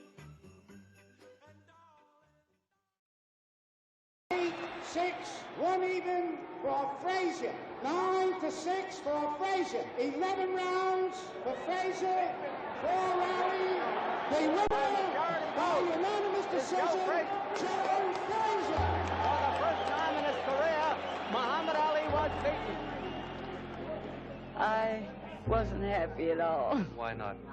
Well, I'm a Muhammad Ali fan, and he just let me down. Good fight, very good fight. But considering the way Clay fought, I don't even like it. I thought it was terrific. Best fight I ever saw. Best fight I ever seen. I've seen him for a long, long time. Clay's twice the man I thought he was. Very good. But really it was a terrific. Good decision. Good decision. It was a very good fight. Very good. Worth the money. And worth every penny I paid. Every penny. I don't even feel like waking up tomorrow. Now I'm behind that fight. Oh, seriously. That's really upsetting to me. Well, don't worry about it. We'll be back. Them 3 years ain't gonna be 3 years no more. We coming right back to war. And now when we come back, we're gonna have to really take the title from a champ. Joe Frazier tonight have beat a champion. And he is the champion of the world, without a doubt.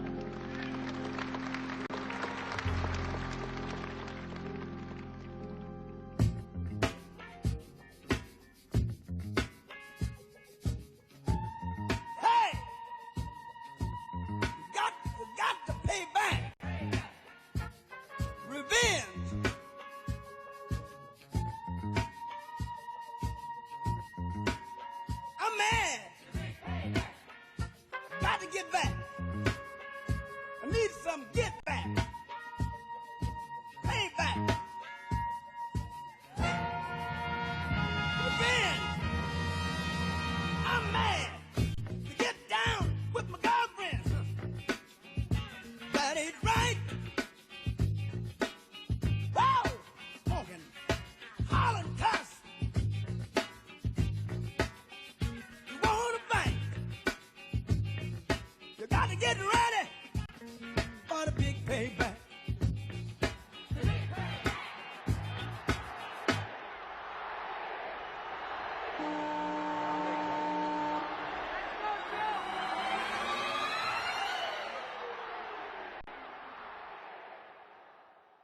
Before the championship fight with Joe Frazier, I never considered you like a brutal fighter. And I don't want to say it like that, but I thought you outpointed Frazier. Well, You know, I thought I that won your 9 style- rounds. yeah. I've seen people protest after decisions, and it really don't help. So I'll just do better next time. I think I played too much with Joe Frazier. I played 3 rounds I shouldn't have played. I didn't stay on my feet and move like I should have. And trying to prove he couldn't hurt me standing in the corners. And I lost the fight like this. Judges took it. And one judge gave him 11 rounds and me just 4. But at the time, I hadn't won my draft case. And then one black man in the $1 million bracket who tells it like it is and, you know, stays with his own kind, naturally, they're going to pick the best boy to give it to him. But the next time, I've learned a lesson. The next time, there will be no doubt. For he must go out.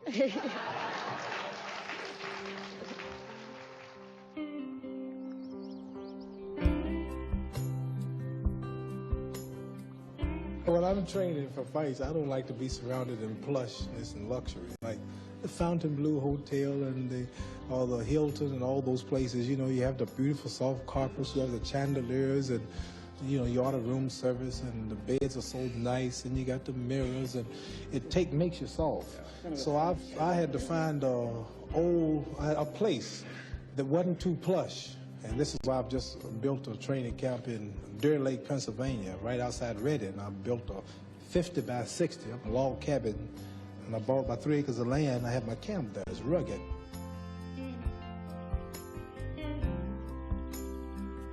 Those living close to nature, in the solitude, or peasants living in the country, have greater intuition than educated people living in the midst of city life. Why? I'm breathing fresh air. My mind is clear. I'm drinking fresh water from the ground, God water. The food that I eat, the vegetables are not frozen and sprayed. It's farmed down the road.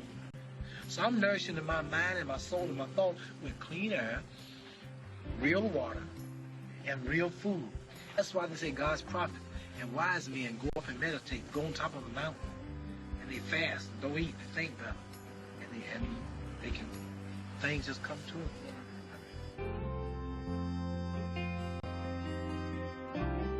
We've seen a lot of camps from all over the world, you know, usually above a bar, above a strip joint, above a drugstore, connected with something, a resort, but it's never the thing. Now, this is the thing. This is a fighter's camp. So that's what Muhammad's doing. His conception is Muhammad, the designer is Muhammad, the architect's Muhammad, right. The whole schmear. I want it real rustic. Old floors, the wood we're using, no electricity, nothing modern. Right, right. You're putting windows out here with the view? 2 nice windows where you can see the view. Yeah. Whose name is going to be pinned on the big black rock over there? Jack Johnson. Jack Johnson? First black world heavyweight champion. The Gonna big be white up rock on the end is Rocky Marciano. And Joe Lewis, the big rock right from the gym. See, this is going to be a well-integrated camp. Half and half. Black and white champions.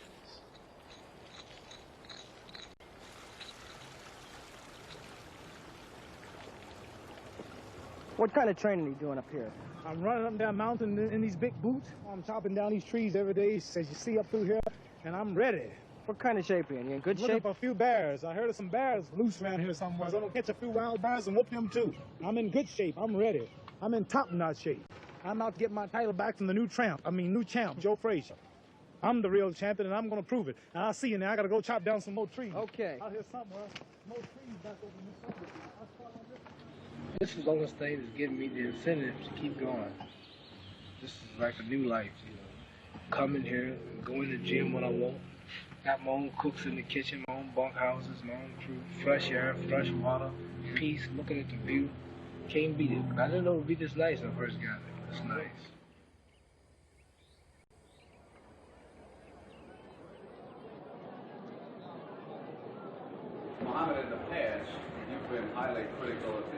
system. In view of the decision today by the Supreme Court, how do you feel about our system now?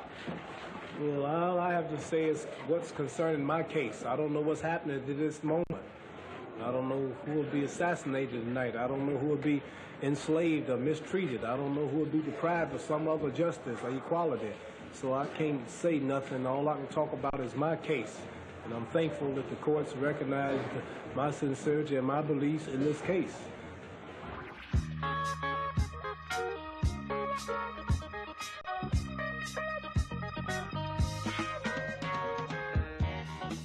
Once he was a very great fighter, now he is a worn relic of the past, a faded hero of yesteryear, but still mouthing words that he can no longer employ the skills to back up.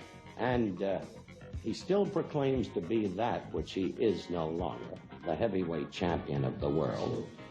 So I am going to bring out the former heavyweight champion of the world, Muhammad Ali. Howard, every time you open your mouth, you should be arrested for air pollution.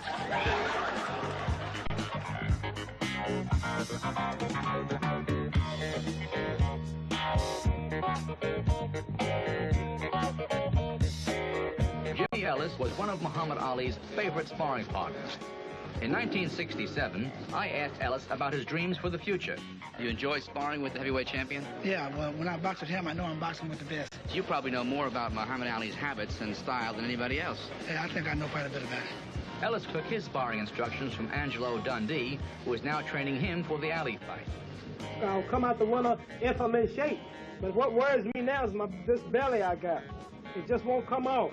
What about some of that poetry of yours? After I defeat Ellis in the Astrodome, I'm going to run him and Angelo home. 1 minute remaining in this fight. Ellis is reeling. The referee may be deciding whether he's going to stop the fight. He is stopping the fight. What's the word on Frazier? Frazier's not actually doing too much right now. They forced him to take a fight, and still look like he might not come off with a win because I want one more shot at Joe Frazier. Muhammad, why couldn't you put him away? Did you hold back?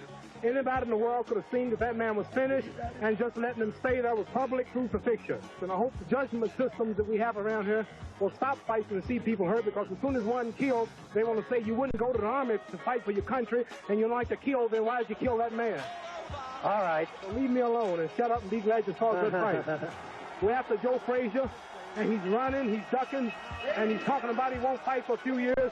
And I hope the public bring him on out with that title and defend it like I did. I'm still resurrecting the game, although they say I'm not the champion. Muhammad, knock him out. What's the matter with you? They're stopping it for the protection of the lad himself. What a showman! Look at that. This must be one of the most unique fighters in heavyweight history. The world's greatest heavyweight, Muhammad Ali. Yeah, I kept asking Angelo at the end of each round how was it going. He said, shit could be close, but you're winning.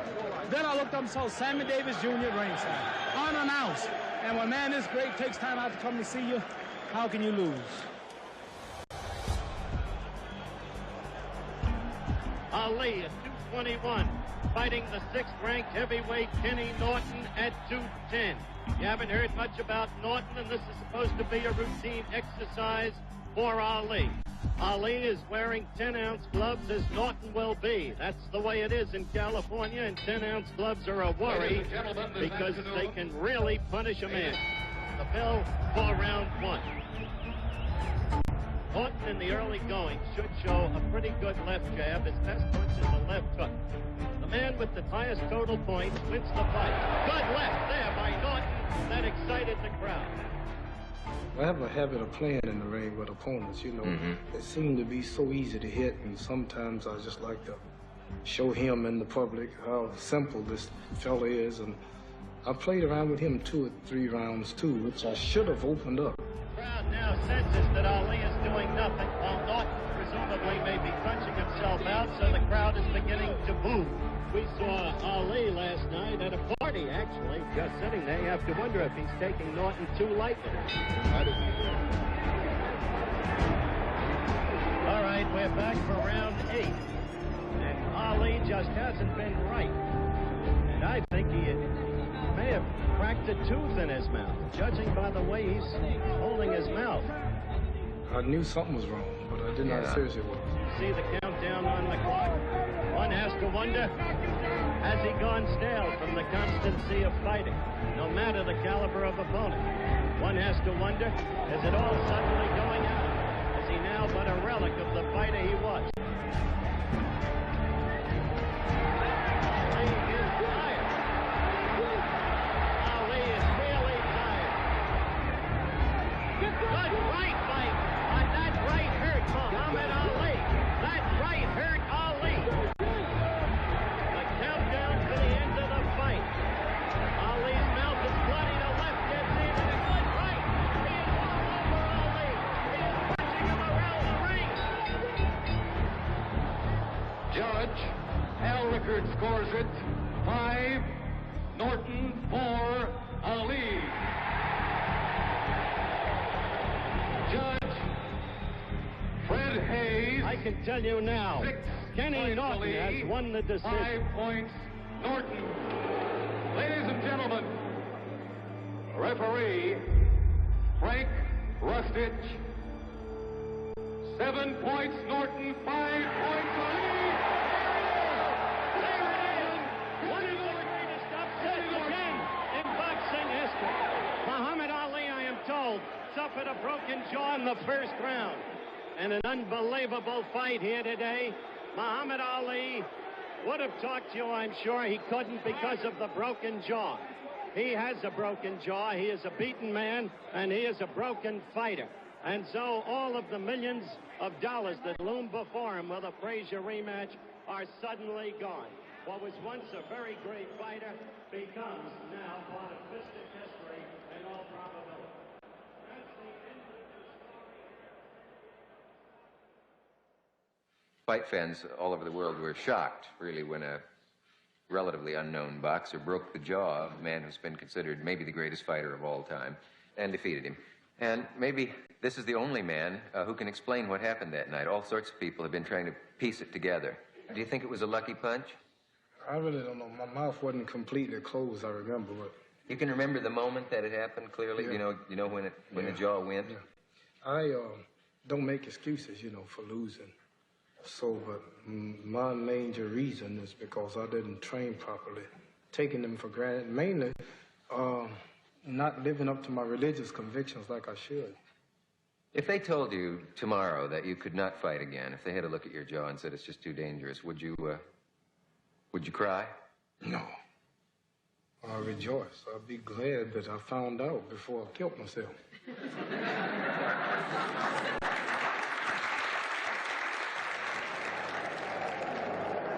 Heavyweight championship of the world, the biggest event in all sports. The challenger for the heavyweight title, Big George Foreman. The undefeated champion, Joe Frazier, cemented his hold on the crown with a decision over undefeated Muhammad Ali in 1971. Foreman having a very good round. 20 seconds to go. Frazier has never taken this kind of punishment. Frazier is being battered in Foreman's corner. Joe's about to go down. He does. Joe's been down 4 times. There goes Joe down again. Frazier doesn't know where he is. The fight is over. The winner is George Foreman. George, I got to know about your plans for the future. Will you fight Frazier again, or will you fight Muhammad Ali? Right now, that was my main goal, was to win the World Heavyweight Championship. You got it now. I'd like to go out and tell a lot of kids and preach it for a long time that all you got to do is work and pray hard. You can get anything you want. I'd like to spend my whole life giving that message out. I want to see the inside of your house. Is this it? Come right. This is old antique house, replica of a 200-year-old cabin. Did you design this yourself? Designed everything. And it's just like the days of Jack Johnson. No, come on in. Let me check out. Hey, I love what you've done with the place. Oh, yeah, this is all antique. I did all this up myself, Dick. This is a 200-year-old rope bed here. Yeah. This table weighs about 850 pounds. This was made out of a real oak tree. This is old antique pheasant I picked up. The energy crisis don't bother me. I have coal oil lamps. I got the big old coal stove over here. Yeah. And the water pump right from the well under the ground. Everything's antique. I like the idea of getting up in the mornings, making my coal, getting a real natural heat. Something you don't get nowadays. Everything's just gas and electric. This is real, no pollution. This comes right out of the ground. Nice coal. Take a taste of that, dude. No electricity in here. No electricity. How do you watch television? No television. I'll go over in my kitchen to watch television. What do you watch? I watch the Johnny Carson show mostly. Dick Cavett show sometimes. Carton, who's got the most color guests on?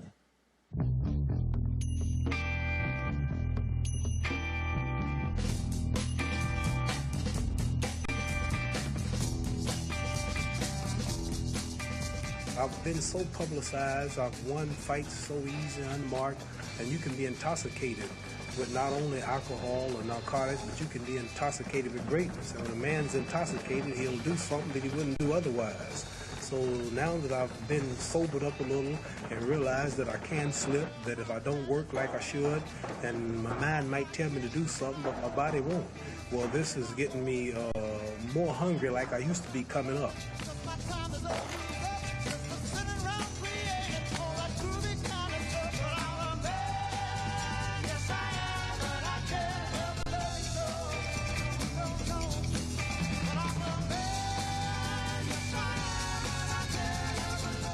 1971, that's when I met my first pro fighter. He took me up to Muhammad Ali training camp and I met Muhammad Ali. I said, wow, I met the heavyweight champion of the world. Just to meet a star, a celebrity. And most kids don't get that opportunity. I say, kid, your chances of being a great fighter are good enough to make a good living is about 100,000 to 1. And if you spend the most of your life trying to be a fighter and you get hurt or you don't make it, your whole life is ruined. It's too late to get education. It's too late to look for trade or something to fall back on. He liked the way I boxed, and next thing you know, I had a job, a full-time job, being a sparring partner for Ali for like 4 years. Operation Test the Jaw is not a karate movie starring Cary Grant. It is what Muhammad Ali calls his first sparring session since Ken Norton broke his jaw last March. This is all, of course, in preparation for Ali to break Ken Norton's jaw this September in Los Angeles.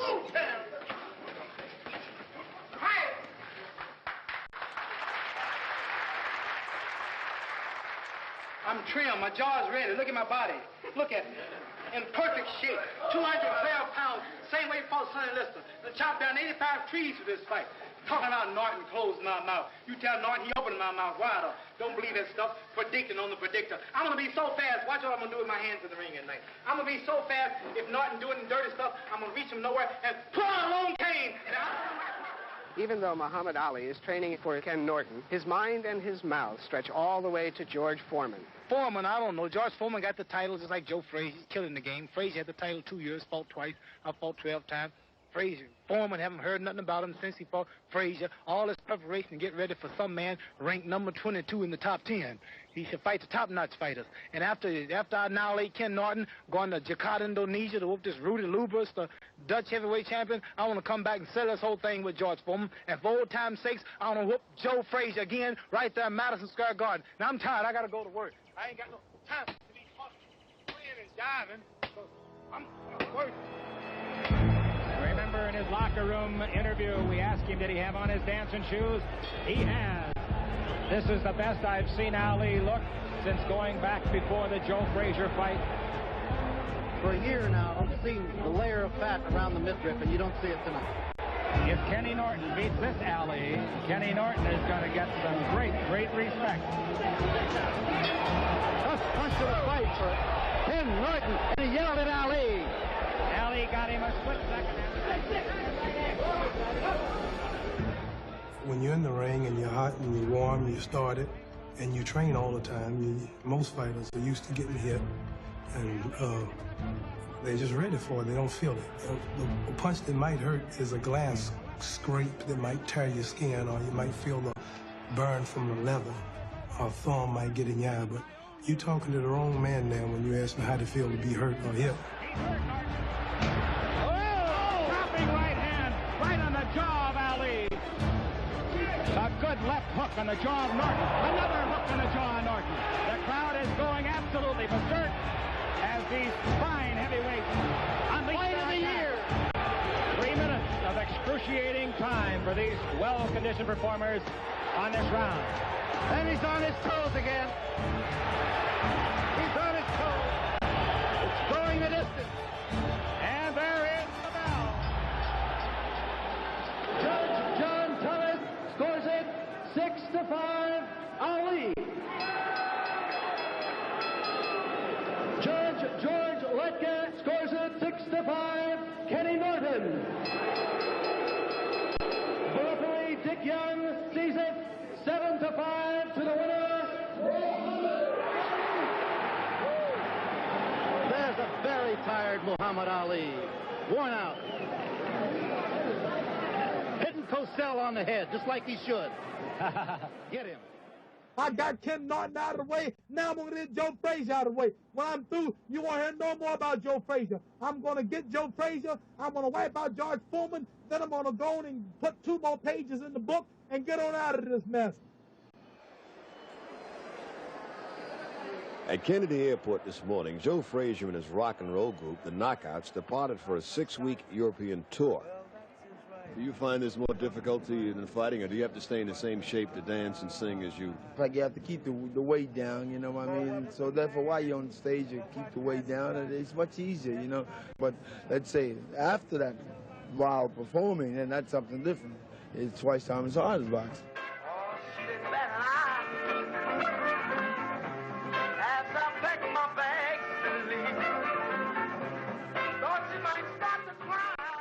Who told him he could sing? He has no rhythm, no footwork, no class. He cannot talk.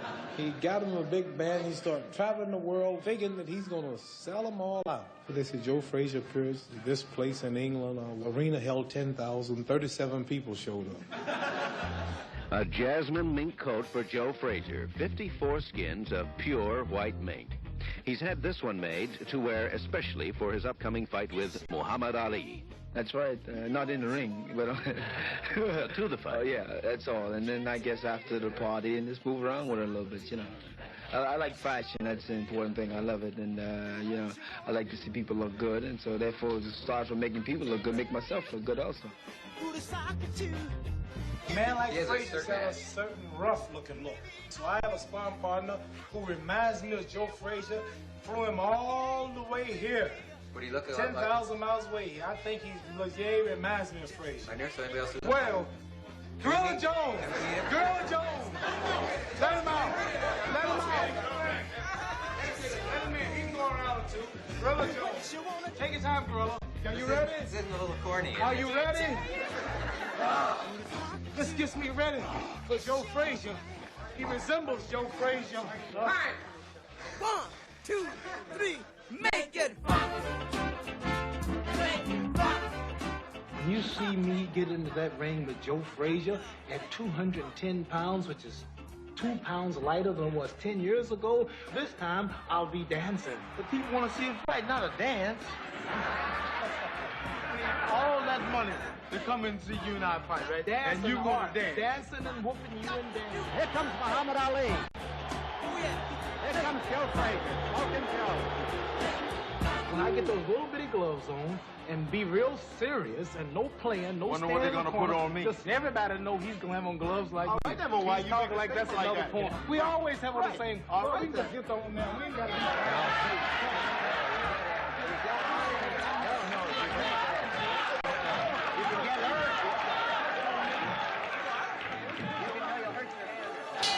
For the bell, round 1, and there it is, and here's Don Dumpy. Thank you, Ben Patrick.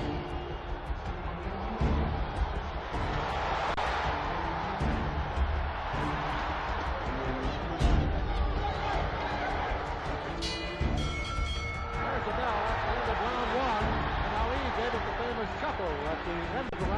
back to his corner. Have you ever considered you've taken lots of blows to the head, both of you, throughout your careers, with the possibility of, say, permanent brain damage? Anything could happen. Cars. You can wait up. More wake up people in the are killed in this country in cars than war. And then what we gonna do? Quit driving cars? We heard that. Let me put it another way. And I know you're not concerned about two black bodies' brains being hurt that much now. I know you're not that wrapped up over our brains. You really worried about my brains? Anybody else's brains? We not worried about it, so why are we not worried about it? You should worry about what else is happening in the world.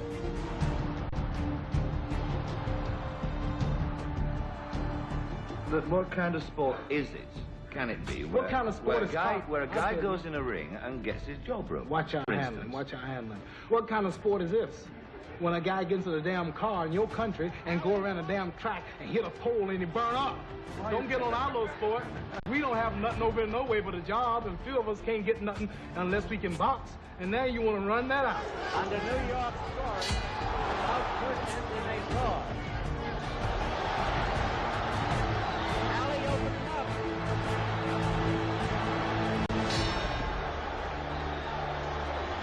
Well, the crowd loves it, and with round 12 coming up, Don, a lot depends right here. Now they shake hands, and here is Don.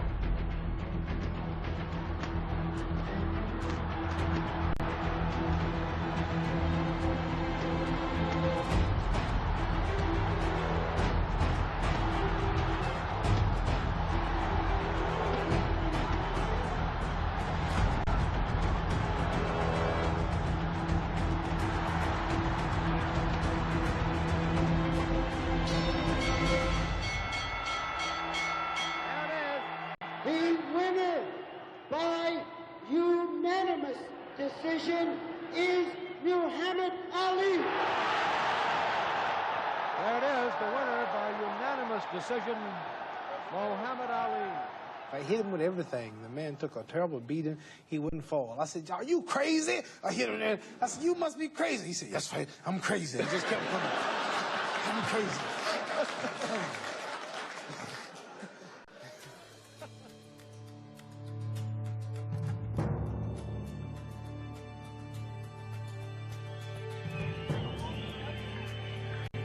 There they are in the center of the ring. What do you think about Muhammad Ali when you're in there like this? Well, right now, you know, George Foreman and I have just been offered $5 million apiece by the government of Zaire. And if he can win this fight tonight, which I don't think he will, he'll have to defend his champion again in the Congo. Oh, good right hand on the left-hand side of the face of Norton. Norton is a bit stunned as Foreman is teeing off, and it looks like Norton has really been staggered as he went up against the rope. Foreman comes banging on in the second round. Norton goes down again. A left hand on the side of the head. His legs are rubbery, and the left hand goes to the side of his head. A right uppercut, a left jab, and a vicious left. And Norton fumbling to the canvas. Norton is in Squaresville. He doesn't know where he is. I don't know if Norton can make it. It might be all over right here. It looks like it may be all over, and it is all over. George Foreman, he hit Ken Norton just like he do all his opponents. Caught him early. This man depends on getting this man in the first 1 or 2 rounds. If he don't do that, he's frustrated. Stick him with left jabs and right crosses, tie him up and box him, and you'll return. I know this man is going to whoop George Foreman, and I'm going to whoop him of all places in Africa, in the Congo, where the Lumumba boys are. Ali, now that you have your cool about you and you calm down at this point, I want you to answer this question. How could that man go 24 rounds with you and only 2 with the heavyweight champion of the world? Because George Foreman is not as good of a fighter, scientific as I am, but I admit he's stronger and he hit harder. I'm not a hard puncher. I'm not known for being a hard puncher. I fought many men like Floyd Patterson, Zoe Foley, George Fowler, who are stronger than I am. Many I couldn't knock out, Sonny Liston. But I'll tell you this, boxing ability, speed, whooping him on points, for the distance if necessary. Then I'll whoop him. Well, fighting in your home territory, you couldn't be any happier the way this is coming up in September. Why would you call Africa my home territory? You've been telling me that for 10 years. That's right, and if you come over there talking like that, we'll cook you. That's it for Muhammad Ali. Last night, I had a dream. When I got to Africa, I had one hell of a rumble. I had to beat Tarzan's behind first for claiming to be the king in the jungle. For this fight, I've wrestled with alligators. I've tussled with a whale. I done handcuffed lightning and put thunder in jail. You know I'm bad. I've murdered a rock. I injured a stone. And I hospitalized a brick. I'm so bad I make medicine sick. I'm so fast, man, I can run through a hurricane and don't get wet. When George Foreman meets me, he'll pay his debt. I can drown a drink of water and kill a dead tree. Wait till you see Muhammad Ali. Under the auspices of President Mobutu from the heartland of Africa, the World Heavyweight Championship fight. This is the biggest, most expensive single sports event in history. It was mind-boggling. You look around, you don't see but 200,000 black people, you know what I mean? Damn, whoa, you know? This is an awesome power of George Foreman against the boxing skills of Muhammad Ali.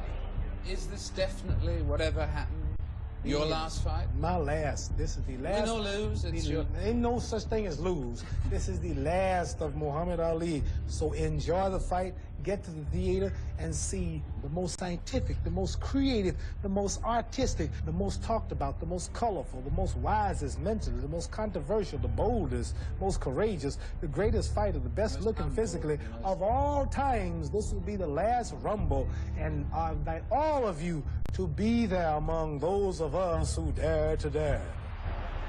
George Foreman hasn't gone in the past 4 years beyond 2 rounds in any fight. Can Ali dance and stay away from him? Beforehand, you go into the ring and you want to go out there and execute some of the things you practice. This time, this man, you know, gotten me to the point where I just distaste his presence in boxing. I really want to beat him. More than anything in the world, I want to beat him. Just before the fight, I'm looking at him and the man's giving his instructions. I said, sucker, you are in trouble tonight. You are fighting the greatest fight of all times. You said I was the greatest, but you're gonna see. I'm fast, sucker. I'm gonna burn you up. You're fighting your idol. When you were a little kid, you heard about me, you know. I said, you're meeting your master, your idol. Here we go, Ali quickly across the round. Foreman a bit cautious in the first round, looking to drop that left hook. A straight left jab thrown by Foreman. Has Ali in the corner. Ali dances back, hangs on. What a tremendous save in round number 1. You wouldn't call that round? First round, I laid in the corners, right? I said, come on, show me something. I talked through the whole fight. I said, show me something. They told me you could hit hard. You're just a sissy. Come on, you can do better than that, George. You want to corner me? Here I am. You're waiting to corner me? You're the world heavyweight champion. You're the world. Come on, keep punching. I want you to get tired. I said, uh-oh. I said, this is the wrong place to get tired. This is the wrong place to get tired.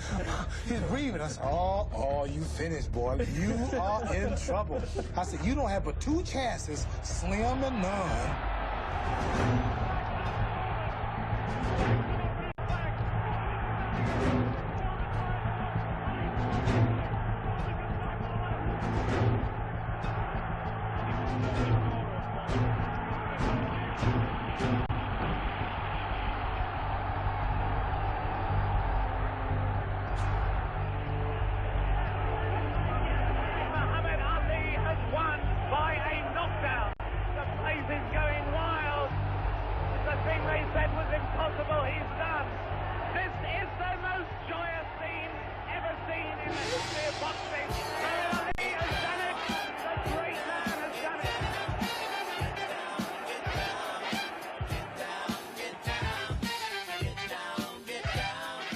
As of now, they either have to say I'm the greatest of all time to shut up. So I got the whole critics and the boxing experts on a big spot because George Foreman was dangerous. He was terrible. He was going to wear me down. He was going to get me in the corner and just murder me. And as always, I proved to still to be the greatest. Right on. Basically, did he scare you? Yeah, I was scared to death. I was reading a piece that Norman Mailer wrote about you, where he described you as the second most prominent American, second most prominent after Nixon. We might dispute that. But would you like to be president? No. No? No, sir. Too dangerous. Like, in other words, here's a ship. People are dancing on the ship. A lot of money's on the ship. A lot of food's on the ship. And I cannot integrate on the ship. I cannot have equality on the ship. I'm just in the galley working. And I never could get up and see the captain of the ship. Now, all of a sudden, the man tells me, say, come on down, Ali, out of the galley. I want you to come up here and have something to drink. What do you want? And giving me #1 spot. From the galley to the #1 spot. I said, this ship must be sinking. Why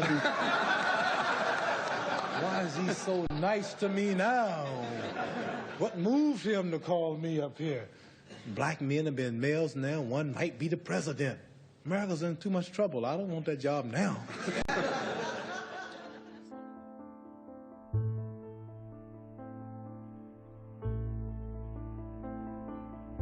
See, I'm looking at the black people as a nation. We have prostitution problems. We got dope problems, gang fighting among self, a lack of love for self, no respect for our women. We don't have no property. We don't have no land. We worked 400 years to make this country the wealthiest country on the planet. This is our problem. This poem is entitled Truth, T-R-U-T-H. The face of truth is open. The eyes of truth are bright. The lips of truth are ever closed. The head of truth is upright. The breast of truth stands forward. The gaze of truth is straight. Truth has neither fear nor doubt. Truth has patience to wait. The words of truth are touching. The voice of truth is deep. The law of truth is simple. All that you sow, you reap. The soul of truth is flaming. The heart of truth is warm. The mind of truth is clear and firm through rain and storm. Facts are but its shadow. Truth stands above all sin. Great be the battle of life. Truth in the end shall win.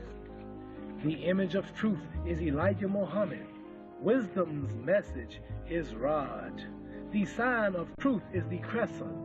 The soul of truth is God. Life of truth is eternal. Immortal is its past. Truth has power to endure. Truth shall always last. Now, that's my masterpiece. Right. What we got over there? Boy, look at here. Oh, boy, a big pot of raw spinach. That's real iron. Straight from the mountain of Muhammad.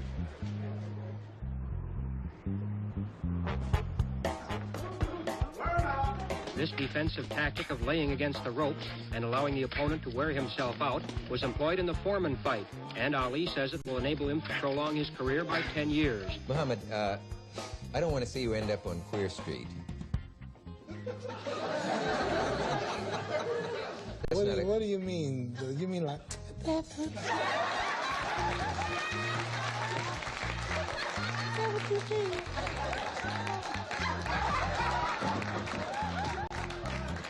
There's an old boxing term called Queer Street, which means a guy who's... I've heard the term Queer Street in boxing. Now.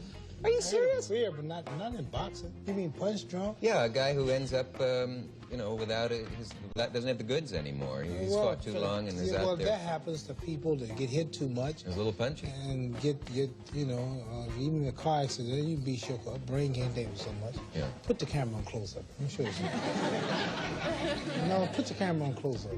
Stop right there. And getting top-notch shape, if experienced, you know how to stand there for a while. Like all these fellas threw shots all day. Didn't one come through. Laying on the ropes a la Zaire, where he allowed George Foreman to punch himself out. Ali is in the corner with the rope-a-dope tactic when George Foreman used himself up. Every punch is going to turn. And after 3 or 4 rounds of that with 15 to go, no contest. There's the combination. Ali has his man in trouble. He's trying to hang on. He's Ali, the way he can be, even at 33. Unanimous decision for Muhammad Ali. We don't get an interview. He just took off. Boxer of the world. I'm trying to get Joe Muhammad Ali. Ali disappeared. fighting is hard. Fighting hurts. You've been hurt less than most. Your face isn't marked up much. But was it fun or just a means to something? Well, it was fun being seen on television, winning the Golden Gloves, wearing my jackets. Then you go through a stage where it's no longer fun, it becomes business. After this fight, I'll hear no more about Joe Frazier because I will totally destroy him. This time I'll show you that he was a tramp all the time. He was an illusion champion. He got the title because the draft took my title. Then when I came back, they had me because I was 4 years off. I got warmed up a little, I beat his behind. Now I'm really on top, not only on top, but having a crown back. And I'm going to show you that I'm much older, much more wear and tear, more experienced, and I'm still the king of all kings. And he must lose in the round I choose.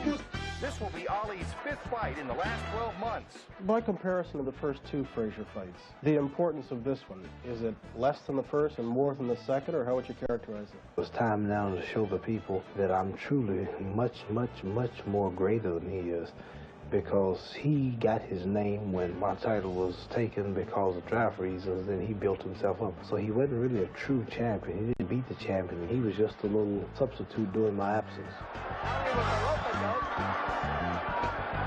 After 4 years, they gave me a chance to come back. And then he was fighting a true champion, but it wasn't really fair. I wasn't too active. Leading his own series. Second time, I was more active, and I danced 12 rounds with him. In the last 2 rounds, had a lot of fight left in me. Came back and beat him and Foreman. This has to have been one of the most bruising heavyweight championships of all time.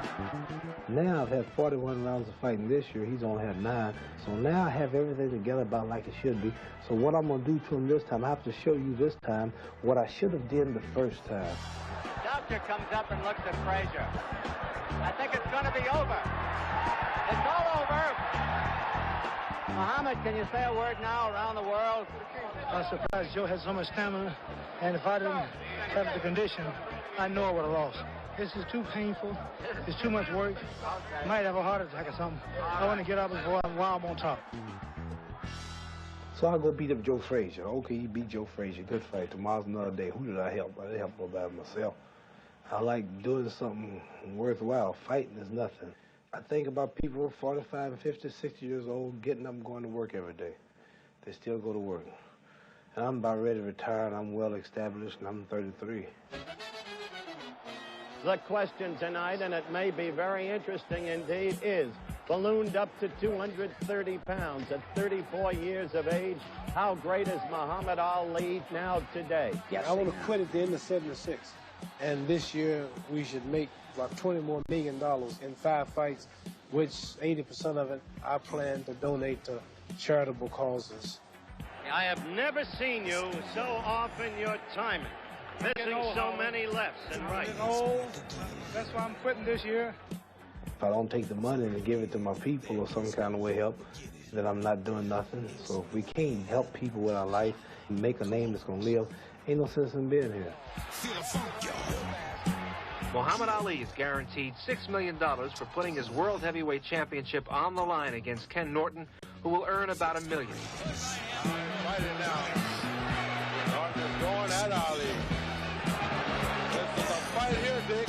They're slugging it out now. Some fool still think Norton can beat me after I destroyed his daddy, which is Foreman. After I destroyed Joe Frazier, who will destroy Norton, he still thinks he can fight with me, and people do too. So I have something still to prove. And after I'm through with Norton, I can say goodbye to everybody out there. I think Kenny Norton is crying. It looks to me like he's crying. He must have thought he won the fight. A whole lot of commotion He going is on here. tremendously dejected. Are you my man or Norton's man? You my man? I like you better than Carter or Ford. Mohammed, since this is a political year, do you have a favorite among the presidential candidates? And more interestingly, has anyone asked you for support? No, they haven't. Made a statement the other day about I'm not voting for no one. Evangelista has gone the distance against Muhammad Ali. I don't care what people really expect. All I care about is winning and getting paid and being the world champion and ready for another day. His favorite trying to survive to the final bell. What a Ali, you have said that you would like to get out of boxing and carry a briefcase and be a sort of a black Henry Kissinger. Did your fight this week persuade you that maybe it's getting to be that time? Yes, sir. Have you bought a black briefcase? No, I have a couple of briefcases. Are you still the world's greatest fighter? Some people are now saying that you can sting like a bee, but you can't float like a butterfly anymore. Well, I'm getting old now. I don't float like I used to. I'm a little slow now. So you are getting past it? Yeah, I'm getting old and I'm getting tired and might get knocked out soon.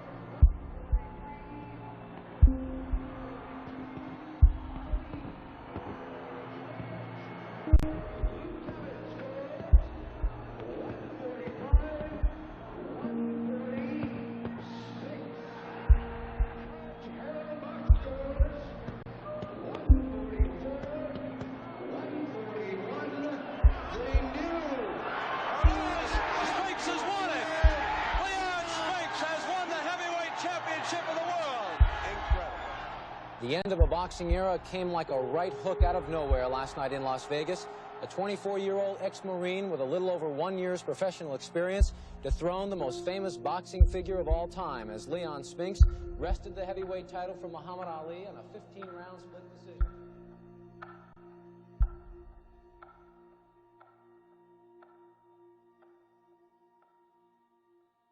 Muhammad, on a day like this, the day of what will be your last fight forevermore, you find yourself thinking back over your whole boxing career, your whole life? I probably will later, but not now. This fight that's coming up in a few hours is more important than all that I've done in the past, for the fact this is the last one.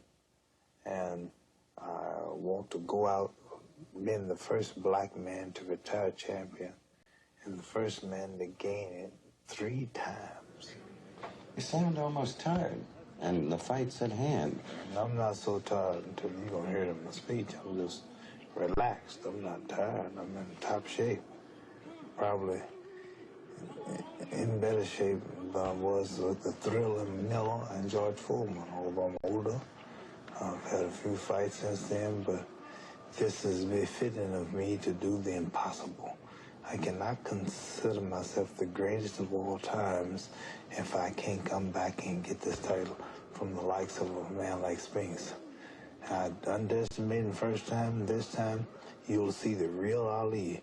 I predict this camera to everybody watching this fight, and if I'm not telling the truth, you can play this thing over and show it to the public. Make me look like a fool. I will destroy Spinks. Here's the bell and we're underway. Round 1. The champion Spinks coming right out against a moving and dancing Muhammad Ali. He's moving, he's dancing, he's been doing it for 6, now going on 7 minutes. No question, this is already a different story than the last time. Ali is dictating the pace of the fight. Ali is dictating where he fights and when he fights. It's all Ali. The big round for the former champion. Ali again in complete control. Well, a good exchange. Round 7, Ali does his little shuffle and a grab motion. They start the champ, Ali. He is showing a young Leon Spinks what it's like to be in with the real Muhammad Ali. 10 Ali, 1 even for Spinks. 11 Ali for Spinks. 10 Ali, 1 even for Spinks. The new champion, you have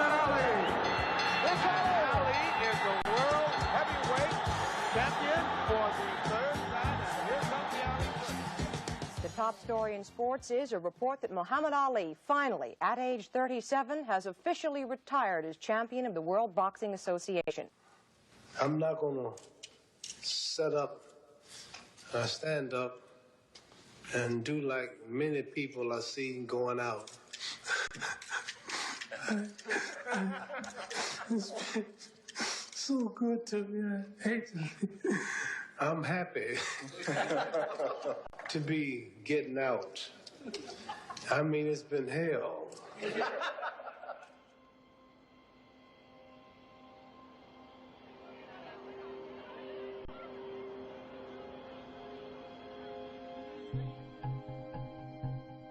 Russia is invading a Muslim country, Asiatic country, looking probably to take all wells in Persia, looking to take fresh water ports, which could lead to nuclear war.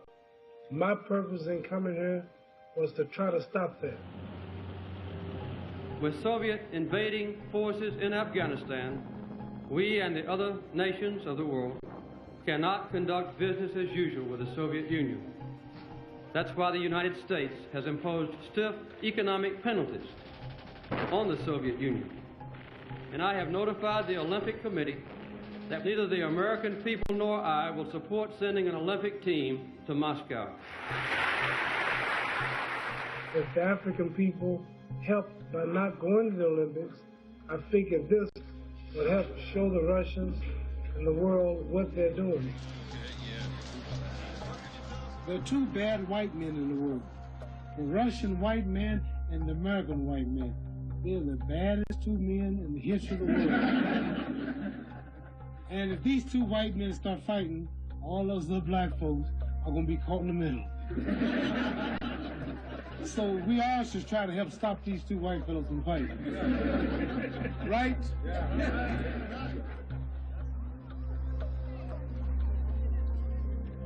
White House officials say they expect a number of other countries to go along with Mr. Carter's request. That means a boycott.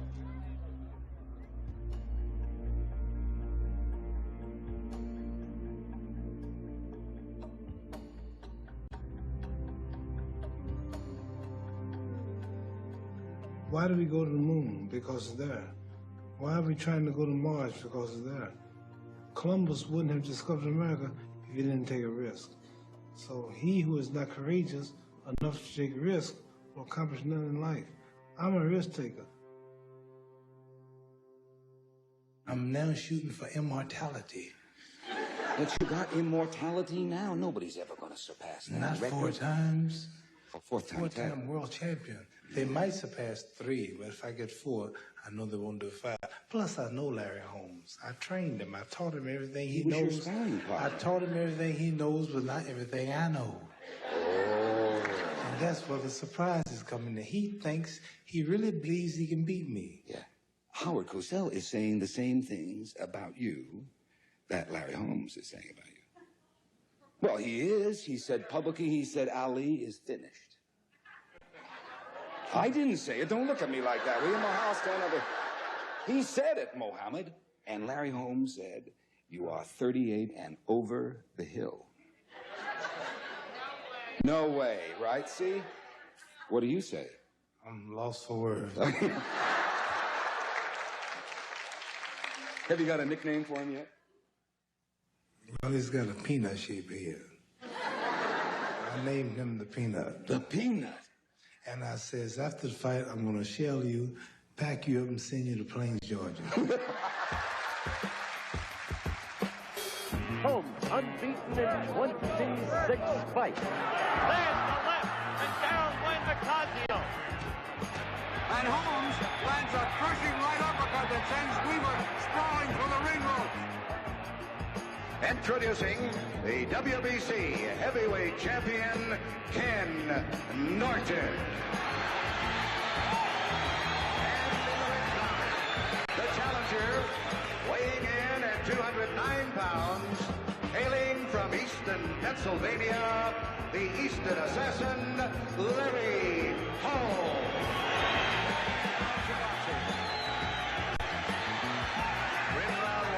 Underway. As you know, the world title at stake.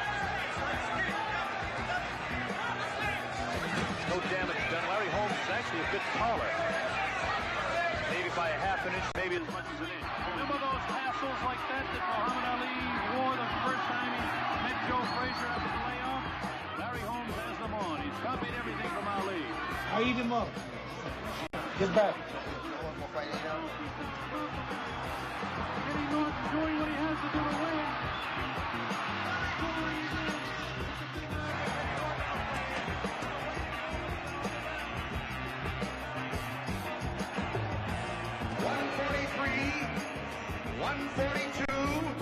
Home, 143, 142, Norton, 143, 142, for the new Larry Holmes has done it!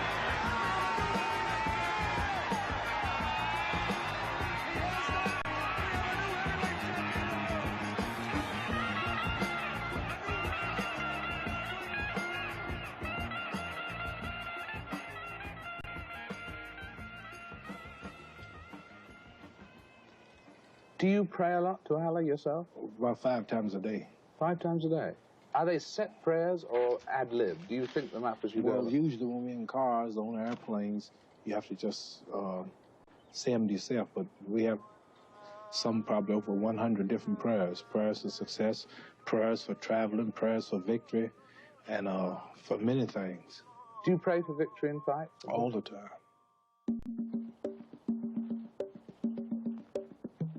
If I was fighting a young Frazier in his prime, a young Sonny Liston, a young George Foreman, I wouldn't do it.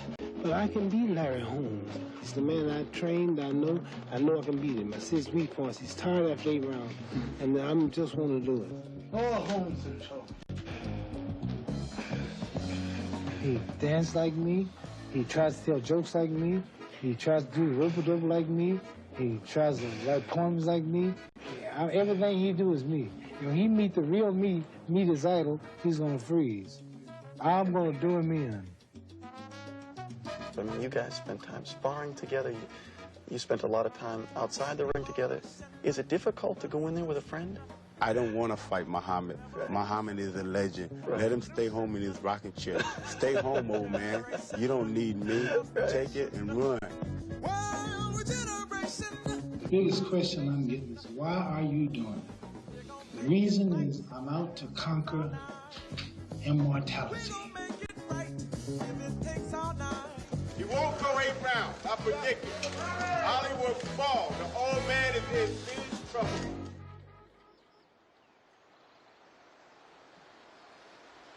Fighting out of Louisville, Kentucky, introducing Muhammad Ali. Fighting out of Easton, Pennsylvania, he is the WBC heavyweight champion of the world, Larry, the Easton Assassin, Holmes. 14 rounds of boxing.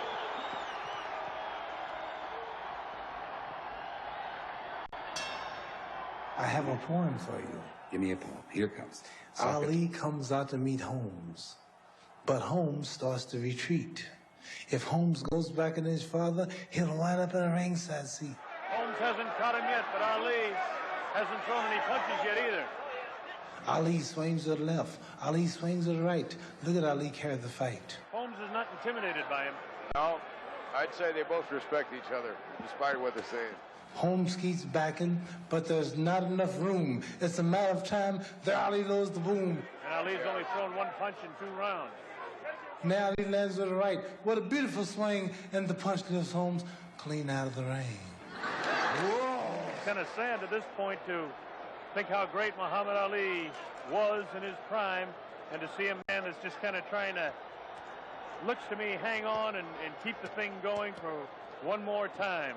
Holmes is still rising, but the referee wears a frown, for he can't start counting till Holmes comes down. Good combination by Larry. Ali pounding again about the knee. We can't believe it. Holmes disappears from view. The crowd is getting frantic. Yeah. But our radar stations have picked him up. Yeah. He's somewhere over the Atlantic. The whole attack for Holmes is centered on the head of Ali. Who would have dreamed when they came to the fight that they witnessed the launching of a colored satellite? get the idea that Muhammad Ali might explode at any time, too. Because I don't think he's figured something to do.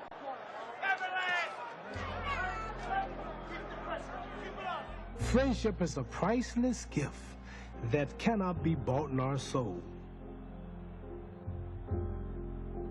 But its value is far greater than a mountain made of gold. For gold is cold and lifeless, it can neither see nor hear. In time of trouble, it's powerless to cheer. Gold has no ears to listen, no heart to understand. It cannot bring you comfort or reach out a helping hand.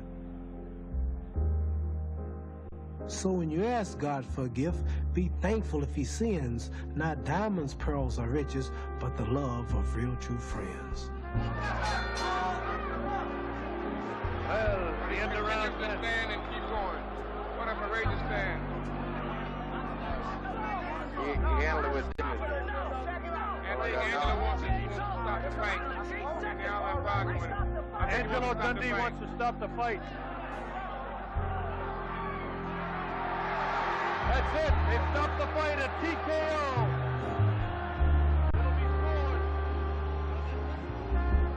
I did what I had to do, and I still love the guy. I don't care what nobody say. He won hell of an athlete. Was the emotion at the end of the fight really the sadness of beating your idol? Yes, it is. But you know, we all come, we all go. And having this man left, but he believes so strongly in himself, he thought he could beat me, so he came back, gave me a try. And you can't knock a man for trying. Okay. I always respect the man. People all around the world respect the man. And he's going down in the history as one of the greatest fighters of all time, especially at my time.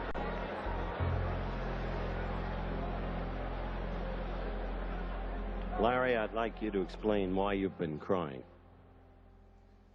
You know, so I really respect a whole lot, really respect Ali a whole lot.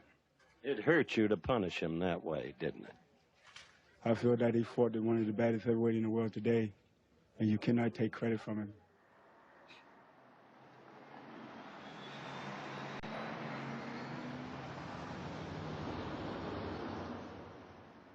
How you feeling, Mohammed?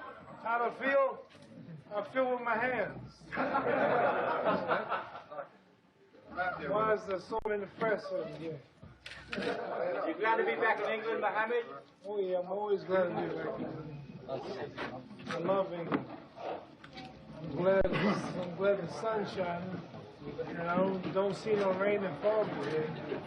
Mohammed, the $64 question. Are you going to box again, Mohammed? I shall return.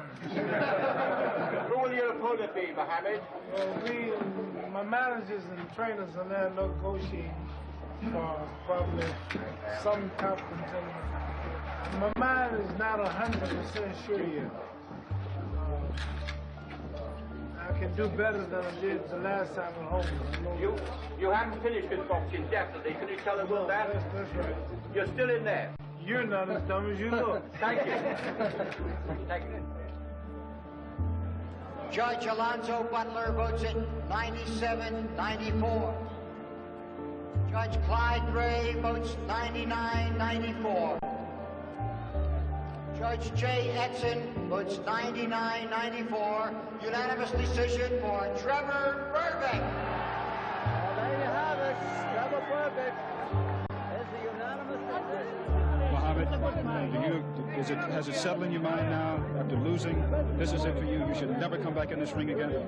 I'm sure that this is enough to convince me. I didn't get hurt.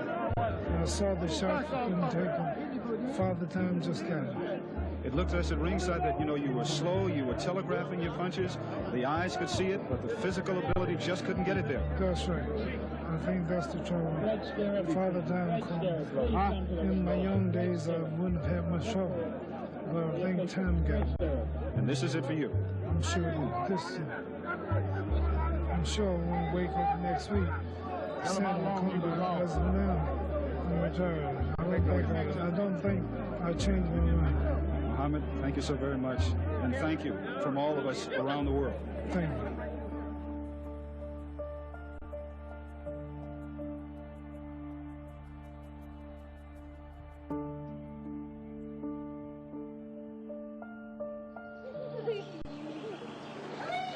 I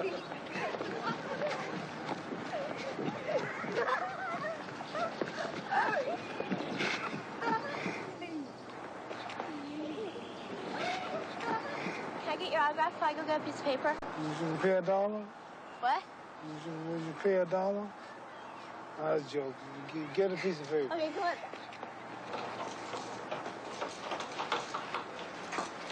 They're gonna say he's got brain damage. He's fighting horses.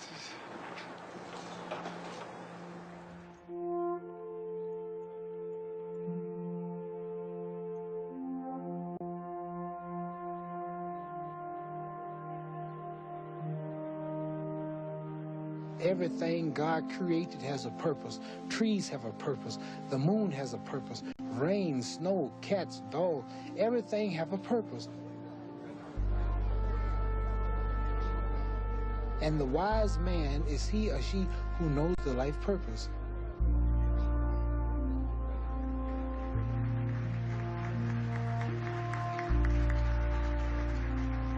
In this situation, every head must bow, every tongue must confess. This is the greatest of all time.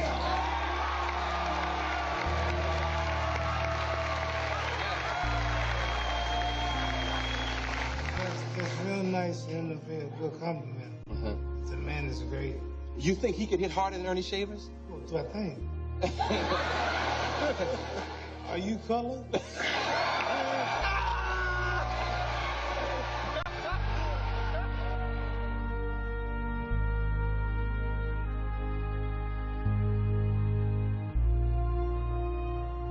Most surely, God's highest form of life, human beings have a purpose, and the wise man is he or she who knows the life purpose. Saddam Hussein has allowed the guests to return to America with us.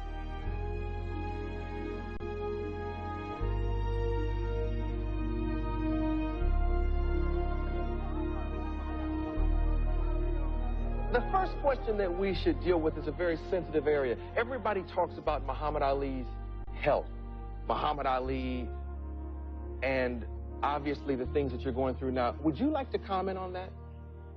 I have what they call Parkinson's syndrome. It causes a tremor in your hands and affects the speech.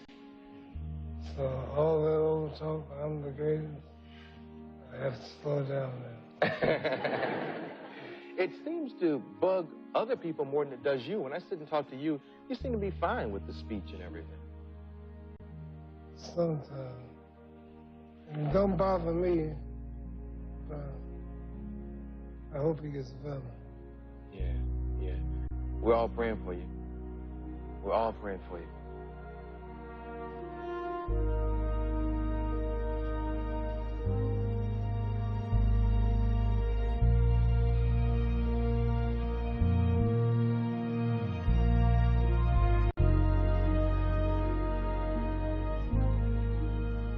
My purpose was to be a heavyweight champion and live a clean life, and in spite of all the money and all the fame, and do all I can to help other people.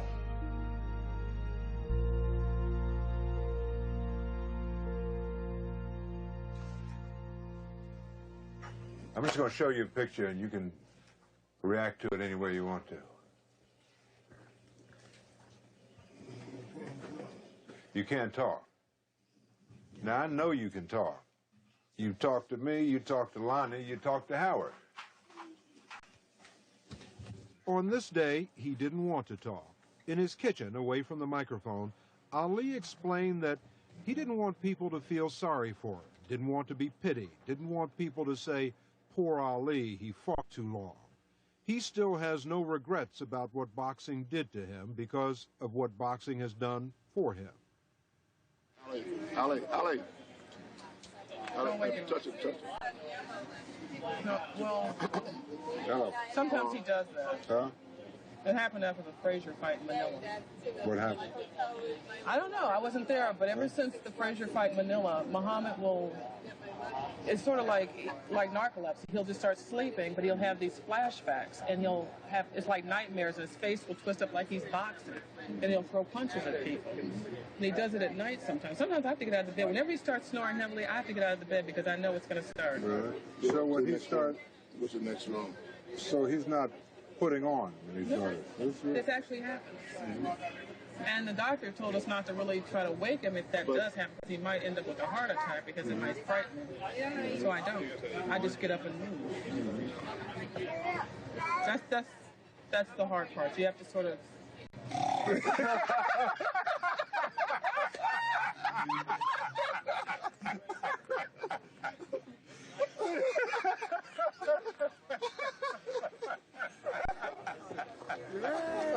You got me.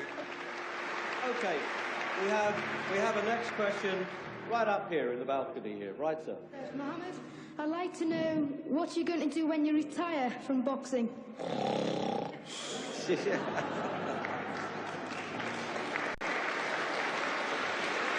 I think he's probably taking the last count at the moment. I'll do my best to wake him up for you. Sleep, that's all I'm going to do. That's all he wants to do when he retires. Now, when I retire from boxing, I really don't know. I want to say something right here. This might make you all think. What I'm going to do when I get out of boxing is to get myself ready to meet God, because God is watching me. He wants to know, how do we treat each other? How do we help each other? So, this is a test to see where will we spend our life in heaven and hell, and that's eternity. This is not the life now. Your real self is inside you. Your body gets old, but your soul and your spirit never die. So when I die, if there's a heaven, I want to see it. So God is testing us on how we treat each other, how we live, to see where our real home be in heaven.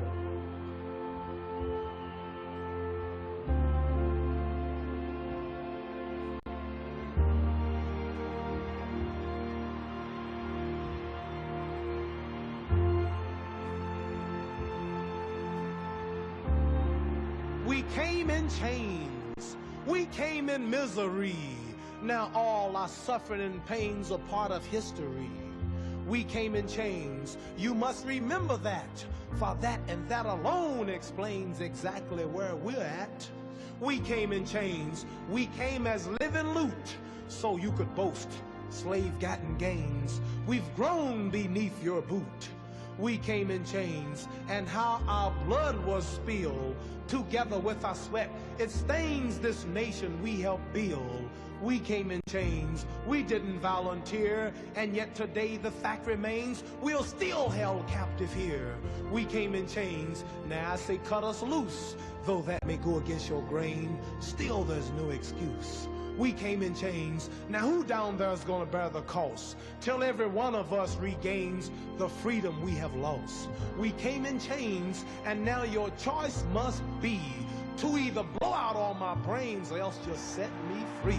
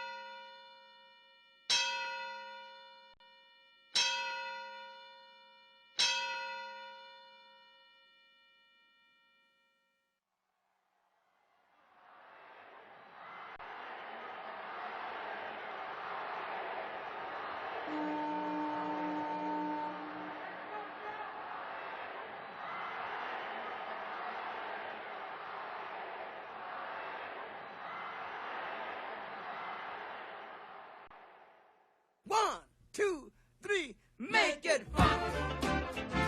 Make it fun! Ha! Make it fun! I got to make it fun! I'm writing the greatest short poem of all time. This poem tells how it feels to be as great as me. This is it, the greatest short poem of all time. Me, wee.